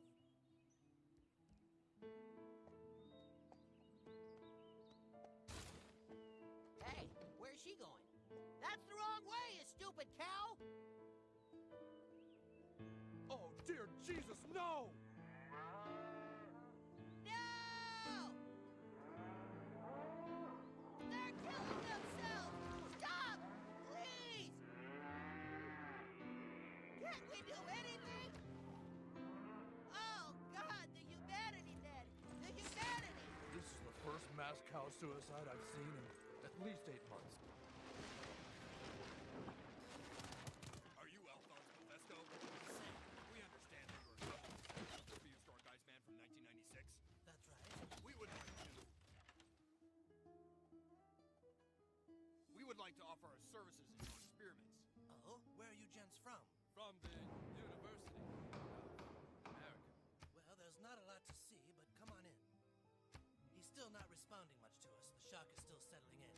But we've made great progress now that he's in the habitat. Habitat? Yes, Kevin and I designed a habitat for Steve to live in that is completely like his own world. Everything is 1996 oriented.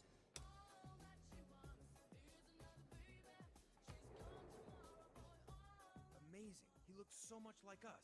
Yes, well, Kevin has done a lot of work in figuring out just how related to us Steve really is. He came up with this drawing. Dr. Mephisto, we realize that scientific study is expensive. We want to help you make this project more lucrative. How would we do that? You guys aren't being very nice to that creature. Mike? He's fine, boys. We're learning so much from him. Scared on the outside. You think this stuff will come out? How do you think we'd react to what's happening in the government right now? But it isn't right. Little boy, sometimes what's right isn't as important as what's profitable. He's gone. The Iceman has broken out. No, that's impossible. How could he have? He must have used this door. Damn it. We have to find him. He won't survive long out in the world. Yes, and if he isn't found, we won't be able to use him for a military war. Right. What? Nothing. No, what did you say? Use him for what? Dr. Mephisto, where could the creature have gone? I have no idea. We'll never track him down on our own. This calls for some special assistance. Stop the train! Hey, who are you? I said stop that train! Yes, hello, I see you. They're all moving pretty fast, but I'll catch up to him, Mike.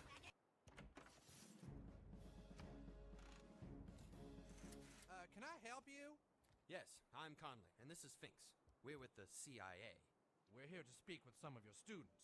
You, and you. Oh, for Pete's sake, what have you bastards done now? Hey, that was Kyle that went number 2 in the urinal. No, it wasn't, Fat-ass. I saw you do it. Boys, we need to talk to you about a matter of national security. Now. I hope you give him the chair. Start with Kenny, start with Kenny. Relax, boys. We just need to talk with you.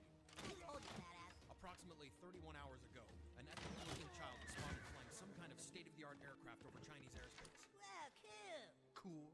That craft appears to have enough plutonium fuel aboard to blow up a large city. Do you think that's cool? Totally. All right, children, we just need to know one thing. Do you know this person? Hey, that's Starvin Marvin. Who? You dumbass Carmen, now they're gonna go squeeze his balls. Oh, we don't know him. We already know you know him. We have this. Now, who is he? Kyle's making mud pies. You guys want one? This is getting us nowhere. We'll have to resort to more drastic measures. But they're just kids. We can't torture them. Look, we don't know what that craft is capable of, but the kid is going to have to land it somewhere. God only knows what sadistic, backwards, third-world country could get their hands on that ship. Who is this person? Kill me. Do it again. I'll tell you. He's a little starving Ethiopian kid. We adopted him. Carmen! Adopted from who? Sally Struthers. The lady on TV. She knows everything. Sally Struthers. Sally Struthers. Here they with the American government. Sally Struthers told us where we'd find Marvin's parents. Hello there, Mr. and Mrs. Click Click Dirk. I think you know why we're here. Let's go through this one more time, Mr. and Mrs. Click Click Dirk. Your son Marvin has a ship that we want. How can we get it from him? We are the CIA. That ship needs to be with us. Maybe we should just take something precious of yours, huh? Aha! This gourd thingy, for instance. How do you like that, huh? If you ever want to see this little thingy again, I suggest you contact your boy. Come on, Marvin. We've got to get your people to Marklar before the missionaries do. You'll do nothing of the kind. This ship is now property of the United States government. No! Call those boys' mothers. I'm sure they'll be very interested in the trouble their boys have been up to. Oh, no, dude. Miss Struthers, we understand that you have a ship of your own, one capable of interstellar travel. We need to use your ship to catch those boys. We will do anything for that technology. Miss Struthers, if those Ethiopians make it to another planet, who will send money to your foundation? Without Ethiopians, you have no food. Oh, that won't be a problem, Miss Struthers. We have collateral.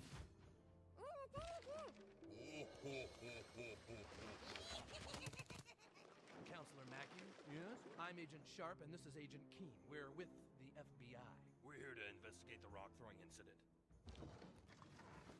Okay, I've already taken care of it. Eric Cartman here is going to be punished with 2 weeks of detention. I'm afraid it's a bit more complicated than that, school counselor. You see, since the victim in this case is African American, this is considered a hate crime. We're all apprentices in a crime. It's a hate crime. But I don't think this is... New laws have been passed that make any crime based on race, ethnicity, or sexual orientation a federal offense. What? Federal offense? Oh, no. Oh, no. We're sorry, Miss Cartman, but we must follow protocol. Your son will be taken into custody and then tried in the federal court of law. Oh, my goodness. All my friends seem so childish now, you know? Like having your back. Yeah, that feels really Os nice. seus melhores Hold it right there, engenheiros e scumbag. arquitetos. We monitored your little online chat. Now you're coming with us. No. What the hell just happened? Mr. Hammerhead? Hi there. Mr. Garrison? Ha! Eric! You want to be my friend? Oh, crap! That's cool. We can hang out. What do you want to do first? Nothing. All right, scumbag, we got you. Hiya! Good thing you guys came. This little boy was trying to have his way with me. Nice try, buddy. We monitored your little online chat. Now you're coming with us. No! What the hell does the FBI keep arresting all my friends? This has to be the work of Stan and Kyle. God, I hate those guys. All right, I want these perverted bastards all taken in. Got it? Got it! Hello, Nambla member. Rocks in my path. South Park representative. Hold it right there! Nobody knows. What's going on? All right, sickos, where are the children? What children? This is NAMBLA, right? Yes. The North American Man-Boy Love Association. What? No. We're the North American Marlon Brando lookalikes. Oh, crap, we've got the wrong NAMBLA. Oh, damn it, I'm in the wrong place. Don't tell me that other Nambla is actually in South Park. You know of them? Know of them? We've been fighting with them for years over the rights to Nambla.com. Yeah, they're perverted bastards. Wow. You guys really do look a lot like Marlon Brando. Thank you. Now let's go get those other Nambla bastards before they hurt any South Park children. Yeah. And let's kick their asses for stealing our domain name. Yeah. We've been after you for a long time, buddy. Do you know your rights? Rights? Does anybody know their rights? You see, I've learned something today. Our forefathers came to this country because they believed in an idea called freedom. They wanted to live in a place where a group couldn't be prosecuted for their beliefs, where a person can live the way he chooses to live. You see us as being perverted because we're different from you. People are afraid of us because they don't understand. And sometimes it's easier to persecute than to understand. Dude, you have sex with children. We are human. Most of us didn't even choose to be attracted to young boys. We were born that way. We can't help the way we are. And if you all can't understand that, well, then I guess you'll just have to put us away. Create with the heart. Dude, you have sex with children. Yeah, you know, we believe in equality for everybody and tolerance and all that gay stuff, but dude, you, seriously. All right, that's enough. You're all going to be put away for a long time. In other news, the FBI has finally caught the child molester known as Mr. Slippy Fist. The Sick child molester was found with disturbing graphic photos of young boys naked, which we will show you now. Here's one. And here's another. Eddie? Oh my god. Oh, look at this one, sick son of a bitch. Here's one right here. Hey there, little guy. Stay away from it! Terrorists could have given that goat anthrax or smallpox before sending it over. Johnson! Sir! Check the goat for diseases. Yes, sir!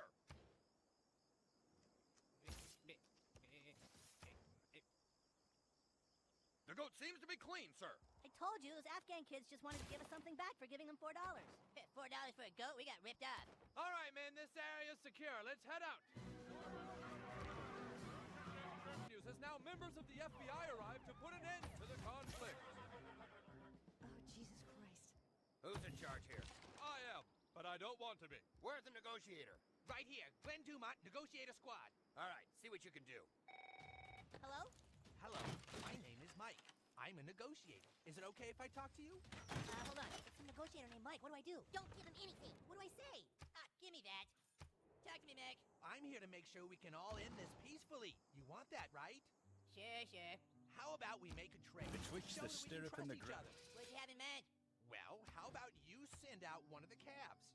Mac, break my balls here, Mac. Just what? That's all we want. All right, how about this? You guys have all the leverage and we have nothing. So how about we give you one calf? Cartman, no!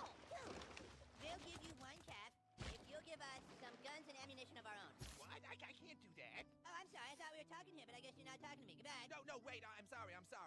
You're right. What reason do you have to trust me? I'm just a guy from Lakewood trying to make ends meet, you know? Just a blue-collar guy like your dad. Don't have a dad, Mac. It's not gonna work. Oh, all right. Some guns. I'll see what I can do. Okay, up a little. Left a little. Almost there. What is that? We're giving the boys some guns in return for a calf. What? You're giving my baby guns? Hey, this is a negotiation process, okay? Did you people go to negotiator school? No, you didn't. Okay, that's good. Low to the right. You're giving them a missile? Stand down, ma'am. Stand down. This is a delicate process. I've almost earned their trust.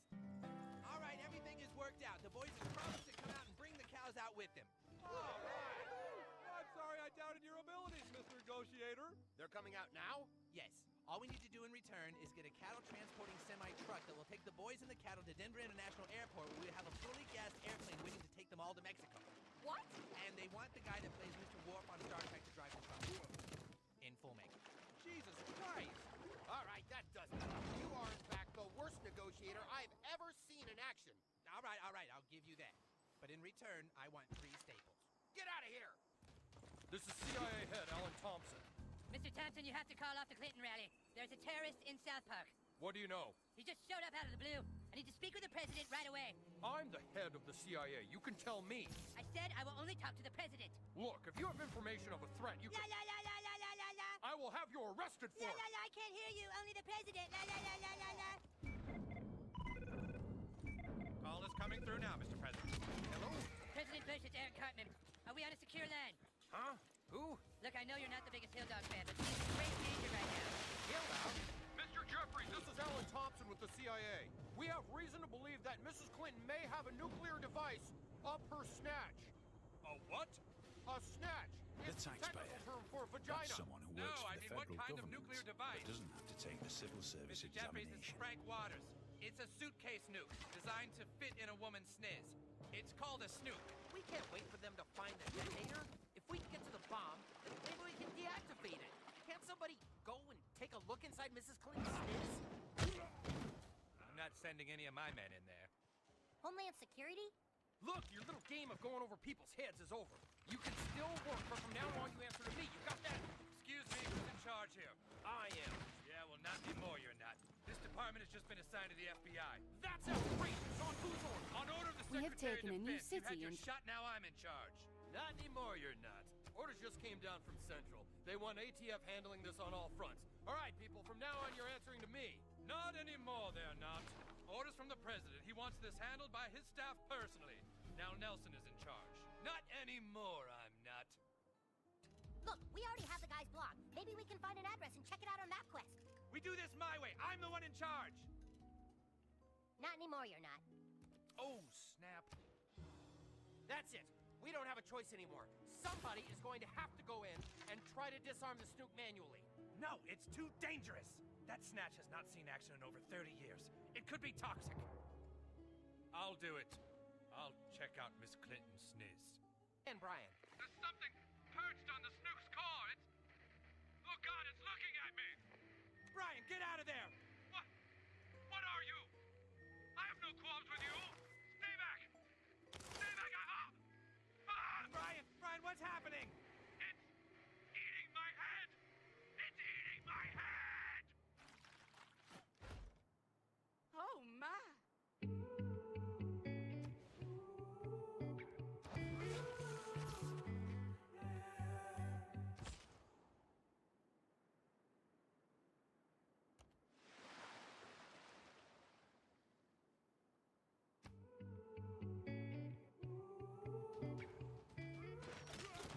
What are you doing to prepare for this inevitable catastrophe? All we know right now is that some of our children are camping on that mountain and... I'm sorry, can I start over? Huh? You can edit this, right? Ready? 3, 2, 1. All we know right now is that some of our children are up camping on that mountain. We can't do anything until we get them. It appears that the horrible, destructive creature is actually 8-year-old The purpose of education. When asked why he was wreaking such havoc on his hometown, the little boy replied simply, "Me Stan, but chomp, but chewy chomp, but chewy chomp." Back to you in the studio. Thanks, Tom. Police are requesting that if you see this little 8-year-old boy, you immediately kill him and burn his body. That's all for now. The live report is a midget wearing a bikini. Thanks, Tom. Already more than half the townspeople here in South Park have been infected with the pink eye virus. Symptoms include a complete loss of heart functions, blood pressure, lung activity, and, of course, sticky, puffy eyes. Peek out my ass.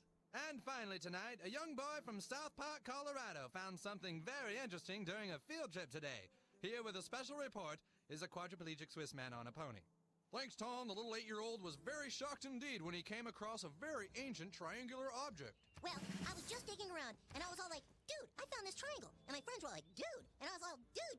And I told him, I said, Carl, I will kick you in the nuts. But he didn't give it back to me. So I kicked him square in the nuts. And he cried like Nancy Kerrigan. You liar, Corbin! You triangle thief! And so, just weeks after the devastating attack of mutant genetic creatures, zombies, and Thanksgiving turkeys, the town of South Park has managed to rebuild itself once again Oh, God damn it, not again! 4th of July is finally here, and with the statewide ban on fireworks, people from all over car hoses to yelling at it to make the snakes stop. But nothing seems to work. Thanks, Creamy. Police are advising all citizens to stay indoors, not breathe the ashen air, and not ever light any giant snakes in the near future. I'm here live in South Park, Colorado, where citizens of Los Angeles are arriving in droves for the town's first annual film festival. This Our is just a actions small, have alarmed quiet the mountain world at community large, where nothing out of the and other ordinary ever really civilizations have- happens, except for the occasional complete destruction of the entire town. And so the excitement level is naturally very high. The spontaneous combustion problem escalates as more and more people go back to holding in all their farts. Meanwhile, the ozone layer continues to deplete as others refuse to hold in their farts for fear of combustion. As we all know, the cause for all of this is Randy Marsh, the son of a bitch who calls himself a scientist. We caught up with Mr. Marsh earlier today, and he had this to say. I don't know what to say. What an asshole. I hate that guy, and so do you. And now on to the weather. It's f***ing hot, thanks to Randy Marsh, son of a bitch. And was forced to live off her own feces for several days. In national news, a frightening radical group from Colorado is making its way across the southern states of America. The group is recruiting new members in each town they pass through and rapidly growing in number. So authorities have decided to call in the National Guard. The group seems to be led by military mastermind and right-wing radical Jimbo Kern, who is known for his guerrilla fighting and leadership skills. You made some more snarf snobs. I'm gonna be sick. Car chase is evolving on the 285 corridor east of South Park. Hate crime suspect Eric Cartman is trying to outrun federal prosecutors in his friend's Go-Go Action Bronco. Our eye in the sky, Greg Nimitz, is there live. Greg? Tom, it looks like the Go-Go Action Bronco is heading east on 285. Police officers are right behind him, but as with any chase, they're keeping a safe distance to avoid any accidents here out on the highway. Tom, it looks like the fugitive is going to make a full off an exit of 285. He's going into a residential neighborhood now. This is where it could get dangerous as there are pedestrians about. Tom, I'm standing out front of the South Park mayor's office where both sides of this debate have gathered. Change the flag. Don't change history. Oh, So, brother, what now? Earlier today, the South Park townspeople voiced their opinion. Well, I think the flag is racist. But then again, it is part of our history. Well, I guess the flag is part of history, but I can see how it is racist. I think it is history. I think it is racist. Should the Klan be allowed to rally on the steps of the Capitol? Here's what some people think. Well, I think they are racist, but I do think freedom of speech is important. Well, I, for one, believe in freedom of speech. But then again, I think they are racist. Well, I believe that they are racist, but I do believe in... To hell with all of you indecisive bastards. Tom, I'm standing about 2 miles outside of Denver where the darling handicapped boy fights for his life on a wheelchair of death. Guys, can you tell us what kind of explosives we're actually dealing with here? Well, it's a simple hydrogen fusion core with a Beltic reactor. Just turned into a time bomb. This has never happened in all the 72 original Star Trek episodes. Yeah. Wait, you mean 73 episodes? No, there were 72. No, there weren't! Oh, you are such a nerd! And in other news tonight, it appears that everyone is officially sick of Christmas. In an SBC poll, 38% said they were fed up and tired of the holiday, 5% said they were indifferent to it, and a whopping 57% said they would kick Bon Jovi square in the balls if given the opportunity. Well, I think people are just fed up with the crowded shopping and the credit card bills. We have full... I think that the holiday just has become a joke. You know, it's just that a lot of people don't really believe in the whole Jesus thing anymore, you know? So what's to celebrate? Oh, yeah, right in the balls, man. Right square in the balls. Last night, the daring and bold show Cop Drama broke new ground by saying shit on television, making shit officially okay to say around the country. A recent poll shows that 24% of Americans think the show has pushed the envelope too far, while a whopping 76% say they don't really give a shit. In other news, a strange virus which causes victims to vomit up their intestines is making life shitty for a small farming community. Rick Watts has the story. Thanks, Tom. Shit is certainly going down here in the small town. Whoa, shit! In other news, the FBI has finally caught the child molester known as Mr. Flippy Fist. The sick child molester was found with disturbing graphic photos of young boys naked, which we will show you now. Here's one, and here's another. Eddie? Oh my god. Yeah, look at this one, sick son of a bitch. Here's one right here. It. So what exactly is it? Here with the report is a Hispanic man with some gravy stains on his lapel.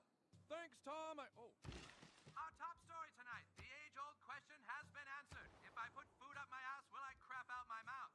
All over the country, people are discovering that yes, in fact you will. The Surgeon General had this to say. And the immediate research shows that the act is not only amusing, but in fact much healthier for our bodies than the old way of eating. You see, food entering through the anus has the benefit of being broken down on its way to the stomach rather than afterward. And therefore, I believe that enterorectogestion would actually put a stop to high cholesterol and most kinds of stomach cancers. And I base that on absolutely nothing. Another school shooting has taken place, this time in Idaho. As these kinds of shootings increase, one thing becomes clear. Your children are not safe at school. Oh, God! Change it! Change it! This was the second time a terrorist threat has been made on a theme park, leaving everyone to realize that children are not safe outside. Oh, God! Change it! And it seems there's a new danger to look out for. Children who are taken by strangers. The bottom line, children are not safe in their own homes. The nation is rallying behind 3 sweet boys in Colorado who are building a ladder to heaven to be with their dead friend. It's making Americans start to believe in heaven again. Well, when I see how this ladder has brought people together, how it has changed America, I mean, how can I not believe? Do you actually believe in the ladder to heaven? If heaven is an 8-year-old boy, and the ladder is my penis, and the pearly gates are the... SNN question of the day. Now that Americans believe in heaven, should we bomb it? Polls right now show that 51% of Americans think Saddam has to be dealt with, while 49% are wimpy, tree-hugging pussies. War's not my voice. This country's just run by rednecks and bumpkins with their guns. We have to take the dam out to protect ourselves. I, for one, believe that if Saddam Hussein were an 8-year-old boy and my penis were the United States, then there would... hard nipples. God damn it. Boys, what do you think the founding fathers would say? The foggy who? Tom, it's Tuesday morning now, and the outbreak of SARS in South Park has reached epic proportions. The entire town has been quarantined by the federal government, nobody allowed in or out, which means nobody can come to our aid. It appears this town and this reporter are done for. Coming up next, choosing the right hair conditioner. What you don't know about hair care products could be costing you a bundle. Another death tonight by senior citizen motorist. Carl Zorn of Pine Junction was killed instantly when struck by a vehicle driven by Pete and Lydia Malman, who were trying to find Country Kitchen Buffet. This latest tragedy comes only 2 days after the accident in Deer Creek, where 3 construction workers and a bulldozer were run down by senior citizen Paul Taub, who was trying to find Country Kitchen Buffet. The copycat killer of the cut-off-the-left-hand killer has been arrested. Police used the help of Eric Cartman, a Bundukin psychic detective. At the crime scene, the young psychic had visions flash before his mind, and the police immediately arrested the owner of Kentucky Fried Chicken. The young man's vision was so astounding that other police departments have sought out his help. Fear and horror in South Park today as the music festival continues to grow. They're arriving in droves and apparently no end is in sight. Tom, the crowd just keeps getting bigger and the town is literally bursting at the seams. We don't know where this music festival came from, but it's very close to consuming us all. Steven, what do we do?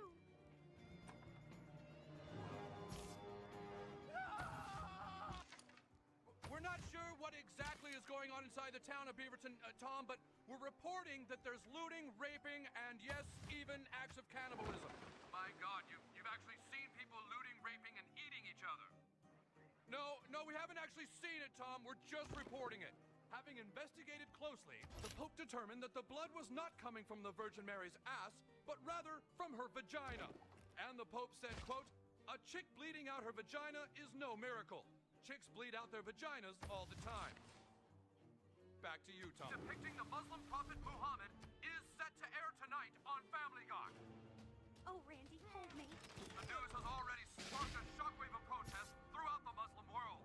All over the Middle East, Muslims are burning American flags and Family Guy posters. Muslim terrorist al-Zawahiri made this statement.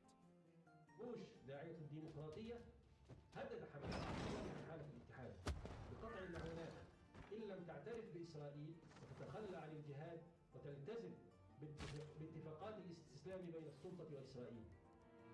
Once again, bitter riots have started in the Middle East, this time even more massive, and terrorist leader al-Zawahiri has issued a threat.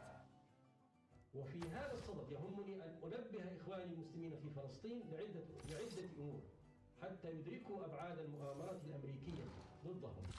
الأمر الأول أن الوصول للسلطة ليس مطلوبا لذاته ولكنه مطلوب لتمكين شرع الله في الأرض. Once again, we apologize, but we cannot bring you the news. It appears that we have no internet here at noon. We'll be happy to bring you up on current events just as soon as our internet is back. There might be some internet still in California and parts of Florida, though we certainly still don't have any here. A fax! A fax is coming through! Oh yeah, a fax! A fax! It's a fax! It's a fax! A fax! We got a fax! It says the government has sent their best people to the internet in order to repair it. We gotta send a reporter out to the internet! A new movement in South Park is bringing to question the word fag. Gay groups are pointing out that the word no longer means to kids today what it meant just a few years ago. And what is your name, little boy? Martin. All right, Martin, can you do me a favor? Could you point to the fag for me? Just point to which one is the fag. How do you fags feel about the new city ordinance? What did you say? Just asking if you feel okay or displeased about the ordinance, fag. Hey, you know what? If you call me fag in my face one more time, you better... I already did it twice. Well, I think that you probably won't say it again. I bet I do. Well, okay, Fag. Boys, how does it feel to be free of your illness? I guess it feels great. Thanks. Yeah, it feels great. I never want to see Bush again. I finally paid a lady to show me hers. You want to know what's under that bush? Nothing but a pair of sick Joker lips. The tale of Scrody McBoogerballs hit the shelves this weekend, and so far no one has been able to get through the first paragraph without vomiting.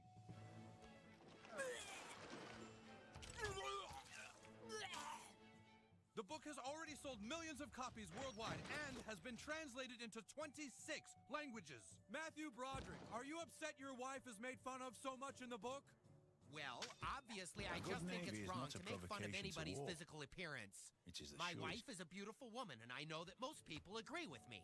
Uh-huh, and Matthew, how come a transvestite donkey wench is standing next to you, and why is it wearing a dress? My favorite part of your novel was when Scrody McBoogerball slid his head up into the horse's...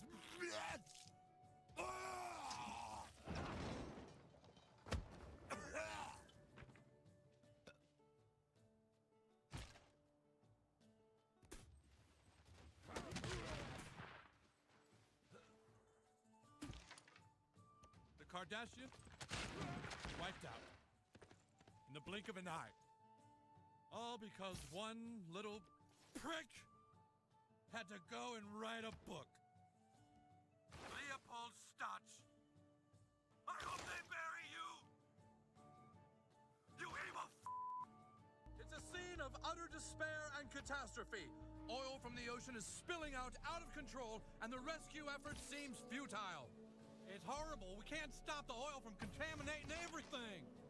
Our home is covered in sludge. Where are we supposed to go? Just look at all my scrimp here. My scrimp is the best scrimp inside of Louisiana. Now down the road, got up in that scrimp. And it ain't worth the slime and new paper it's sold on. Just look at all that earl on my scrimp. The dark and evil Cthulhu is bringing his angry wrath down upon the Burning Man Festival, Tom. Cthulhu isn't behaving as most scientists had speculated, Tom, but the Dark Lord is wreaking havoc everywhere and... No, excuse me.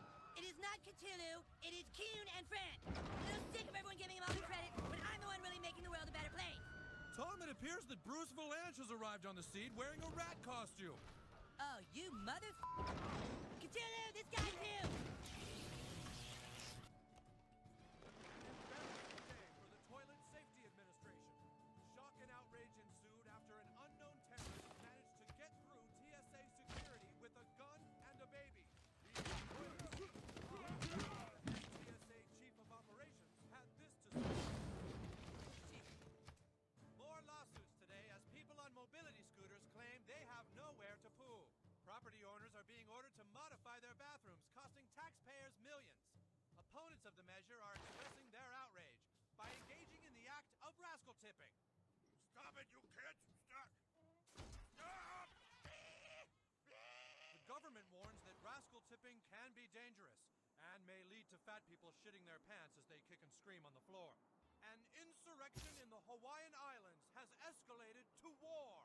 After sinking a cruise ship, the natives of Kauai continue to go berserk, forcing all tourists off their island. They just pushed us onto airplanes and said we weren't welcome anymore. Then a little boy called me a snake. The president says he will send the Coast Guard to take the island back, though he sympathizes being a native Hawaiian himself. These latest tests are once again confirming that the performance-enhancing drug HGH was in the body of Christ at the time of crucifixion. All over the country, people are having their What Would Jesus Do wristbands cut off. It was just last week a team of scientists found traces of HGH on the Shroud of Turin, along with several other illegal compounds and painkillers. Without a doubt, there was the HGH in the body of Christ at the time of crucifixion. Jesus did not suffer for our sins. He was in fact very high. The DMV was shut down today after rampant allegations of sex with young boys. The heads of the DMV were arrested and the director stated, quote, "Hey, it came with the territory." With the DMV shut down, Americans have been asked to confess all wrongdoings at their nearest post office. We've just received word that the U.S. Postal Service has been shut down due to rampant allegations of sex with young boys. It now appears that the only people who can be trusted with confessions and guidance is your local news station. WMZ News will be back in a young boy. The zombie apocalypse is over. All the panic, crashing planes, and chaos appear to have, for some reason, died with George Zimmerman. And as for the little boy who was so mercilessly gunned down, although he survived the shooting, his wishes are to remain anonymous, giving the hospital only the nickname Brad Pitt. But we usually start lining up around 3 a.m. We douse ourselves in pig blood because it does help us slip through the crowd when the doors open. We do it every year, part of the family tradition. Last year we lost our youngest daughter. Her head was stepped on and crushed, but in her memory we're going to find a young girl and step on her head this year. If If anyone thinks they're gonna beat me inside that mall and keep me from getting my kids' Christmas presents, they can kiss my fat vagina, cause I'm bringing the motherfucking pain. Oh,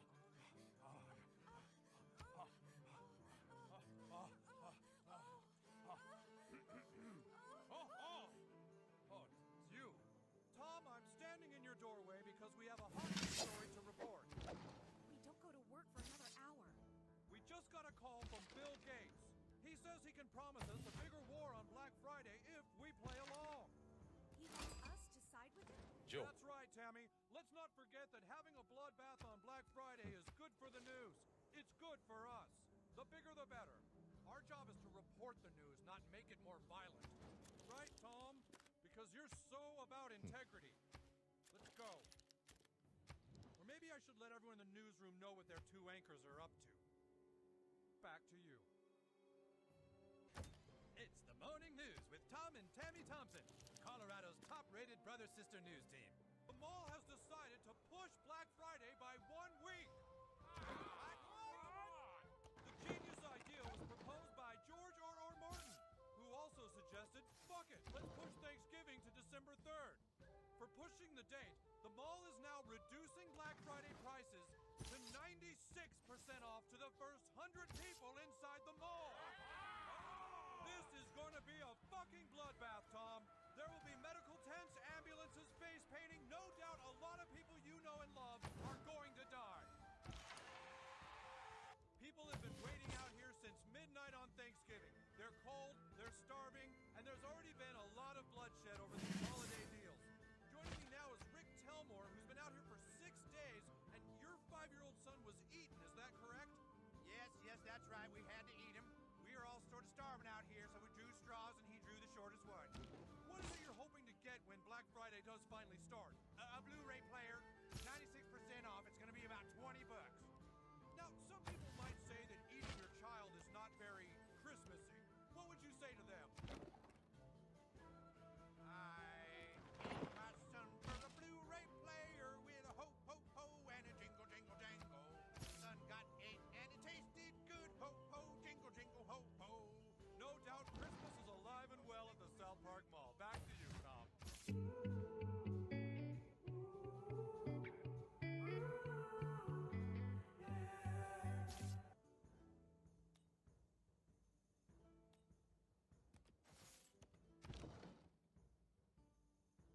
In the late 90s, early 2000s, there was a huge boom of adult animation. King of the Hill, Family Guy, South Park, Daria, Beavis and Butthead, and that isn't even mentioning all the other forgotten series that fought to the death for their spot on primetime network TV. Yet, of all the shows from this bloody era, one stood above the rest like Mr. Rogers in a bloodstained sweater. A series called The Simpsons. But The Simpsons has already been beaten to death on this hell website, so we're gonna talk about Futurama instead.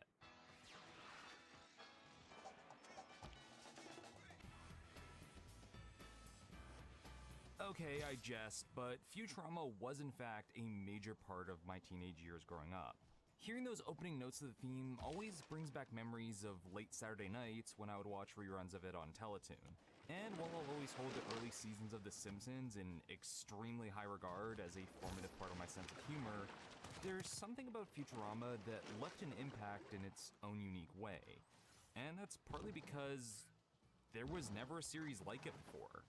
Before shows like Rick and Morty in recent years, there was never a cartoon like Futurama that seamlessly blended science, comedy, and emotional storytelling so perfectly that it essentially transcended the medium. Being the brainchild of Simpsons creator and writers, Futurama came out swinging from moment one. And beyond being one of the nerdiest cartoons ever to air, all while contemplating on themes like the nature of God and the humanity of robots, it still was able to keep itself completely rooted as a quirky workplace comedy with an underlying romance. Regardless of all this praise though, Futurama had a lot of troubles when it started airing, partly due to having to live in the cultural shadow of The Simpsons. Like a toddler being looked down on because they haven't done as much as their older brother who finished law school. I can't even judge here because even while starting a video about Futurama, I've already mentioned The Simpsons about 3 times already and will continue to do it many times more. Despite the strong cult following it eventually did develop, though, Futurama continued to have a turbulent history over the years. More than any other animated series in the last few decades, Futurama dealt with an incredibly erratic production, going through multiple series finales, revivals, and cancellations across different networks and even formats. We have completely lost to the point that even the creators never seemed to know what the show's long-term fate would be. So, while The Simpsons was able to maintain over the last 30 years, more than a decade after a large majority of fans tuned out, Futurama had to constantly fight tooth and nail just to stay on air until it eventually lost out. And that of course leaves us the question of why? Obviously the easiest answer would be studio execs are incompetent and just leave it at that. But let's dig a little bit further than that. Instead, let's go over why Futurama was so important to begin with, what made it stand out, and most importantly, where things went wrong over the years.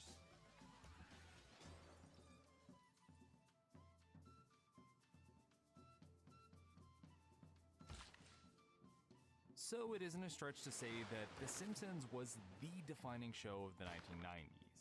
It was a cultural icon that latched itself into the psyches of many like a comedy leech that never let go.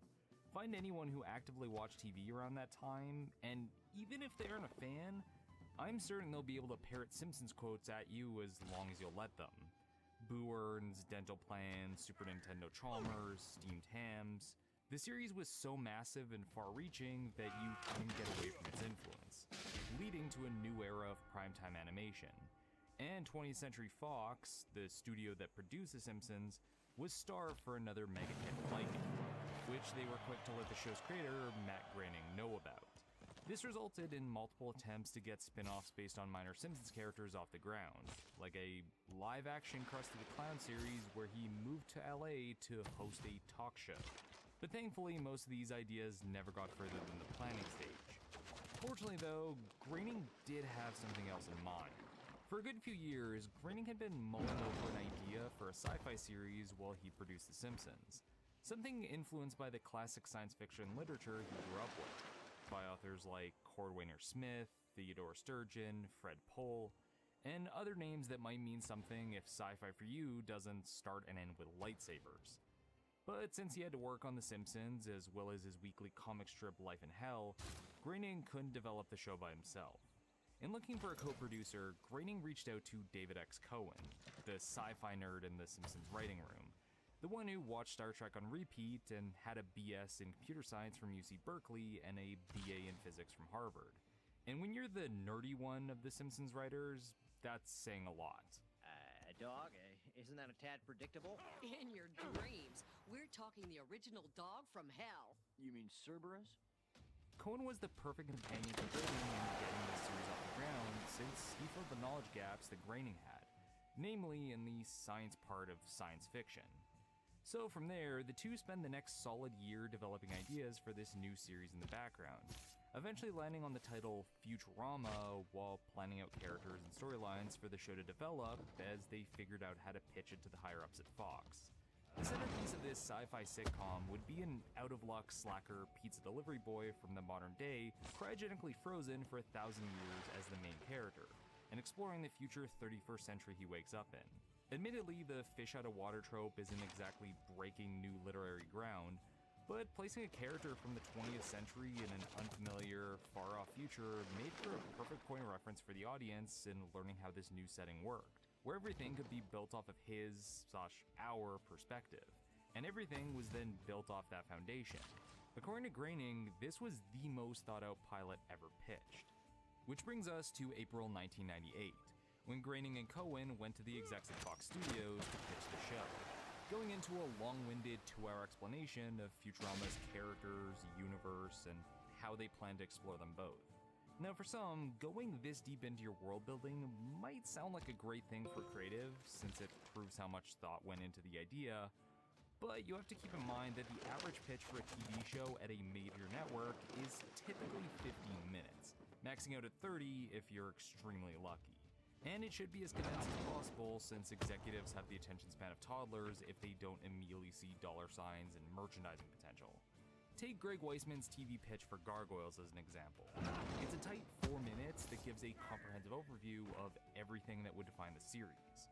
So while it might seem impressive that Groening and Cohen did a feature-length pitch for Futurama, I'd say that level of detail speaks less to their thoroughness and a lot more to how willing the execs at Fox were to hear them out for that long.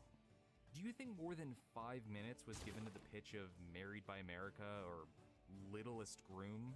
No, the reason why Futurama was given that amount of time was because it had Matt Groening attached, and Fox was salivating at the idea of having another Simpsons-esque cash cow they could milk on their network.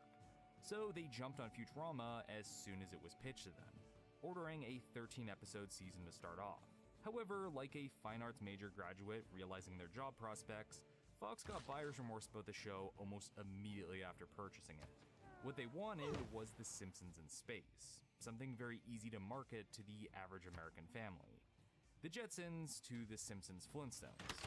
But what they were getting was cruder and darker than what they originally thought they were signing up for. You are now dead. Thank you for using Stop and Drop, America's favorite suicide booth since 2008. It didn't help that It's not Groening the and towering Cohen fought back sales, against but every the change unseen. Fox execs attempted to push for. The main reason being that they felt the requests they were being given were contradictory and unhelpful, such as the characters being too mean. Groening had gotten quite used to having all the creative freedom he was being given with The Simpsons, as that deal was made when the Fox network was new and desperate to get anything on air.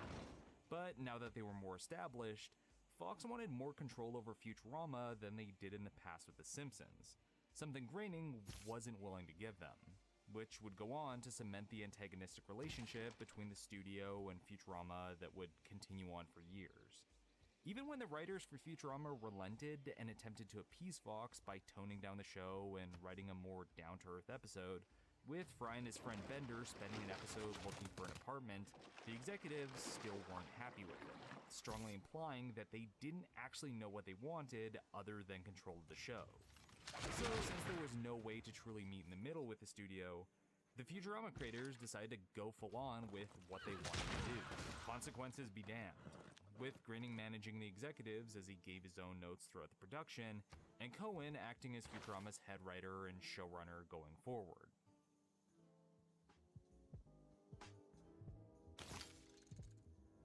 And now we get to talking about the actual show of Futurama, and it only took 10 minutes. I'm getting faster. Now, early on when I started working on this script, I set a restriction for myself to avoid even mentioning The Simpsons to see how far I can. But as I've already demonstrated, it's nigh impossible to talk about Futurama, historically or artistically, without eventually bringing it up. So, might as well lean into it.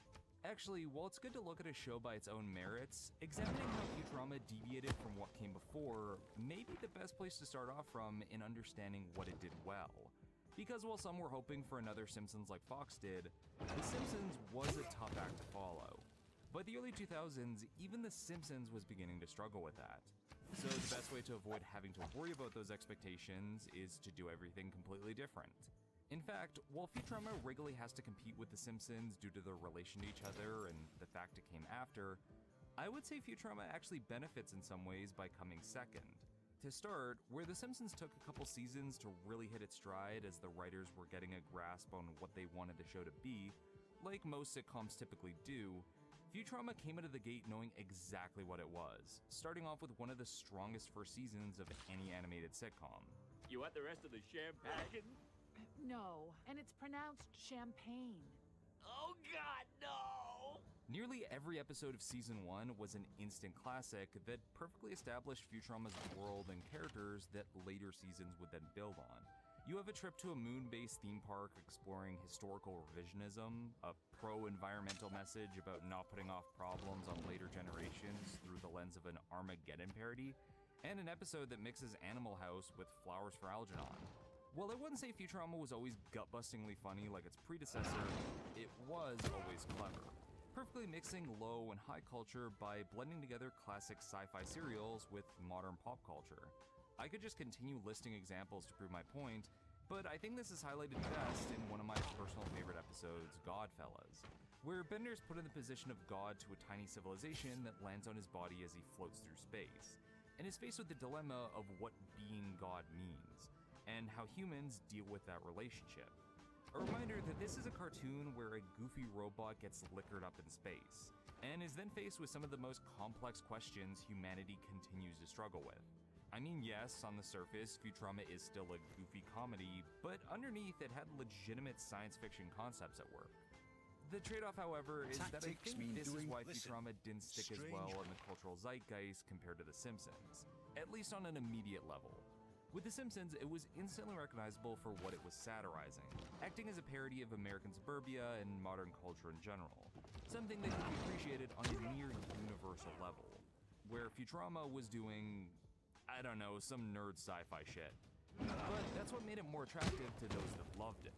Almost by design, Futurama was never going to be the mainstream hit to the degree The Simpsons was due to its setting and genre. But the core audience that this series would develop would become devoted fans since it was giving them something they hadn't seen before. And what added further to this is how the show handled its characters. Instead of focusing on a family unit like The Simpsons, and a large majority of animated sitcoms since, Futurama's cast is entirely asymmetrical, being designed to be as subversive and contradictory as possible.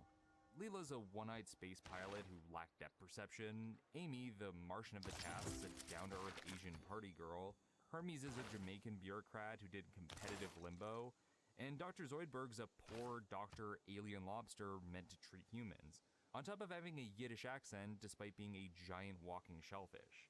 That last one's about 3 layers of comedic contradictions piled over top of each other. That's just impressive. The only familial ties out of the entire cast was Fry and Professor Farnsworth, and on top of the joke being that the uncle of the two is only in their 20s, even that's extremely downplayed and acts almost solely as a way to get Fry's job as a delivery boy at Planet Express. Where most primetime animation and sitcoms at the time were more often aimed at families, Futurama was built around found family over biological, which is why I believe the series did so well with young adults comparatively.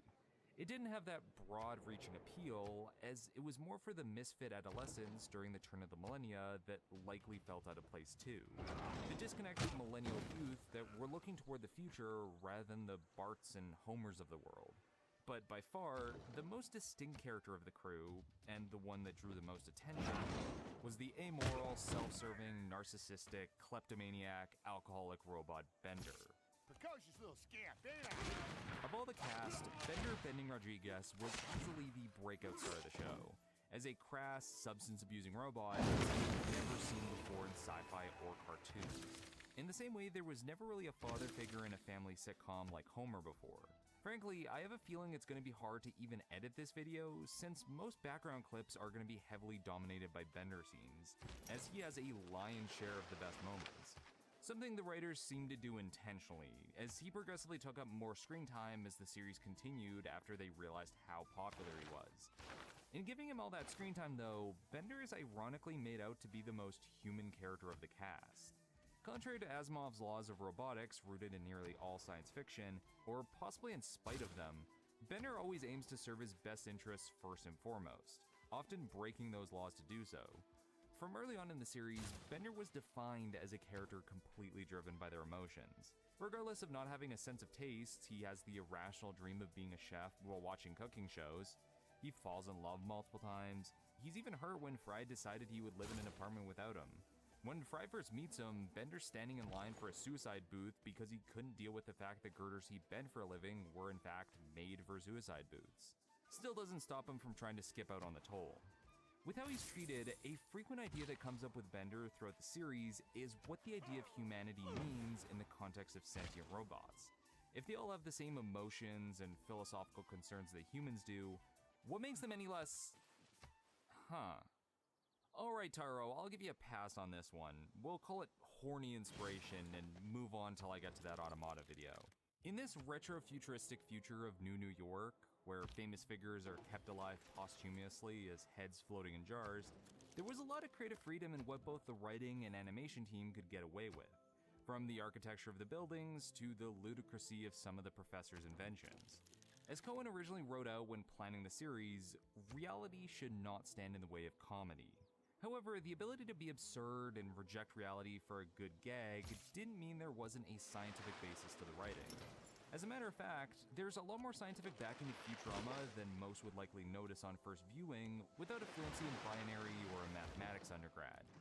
The writers' room for Futurama collectively held 50 years of education at Harvard alone, including master's degrees in math, computer science, and philosophy, with PhDs in chemistry and applied mathematics, which they then used to make jokes about the logistics of having two giant balls of garbage in space smash into each other.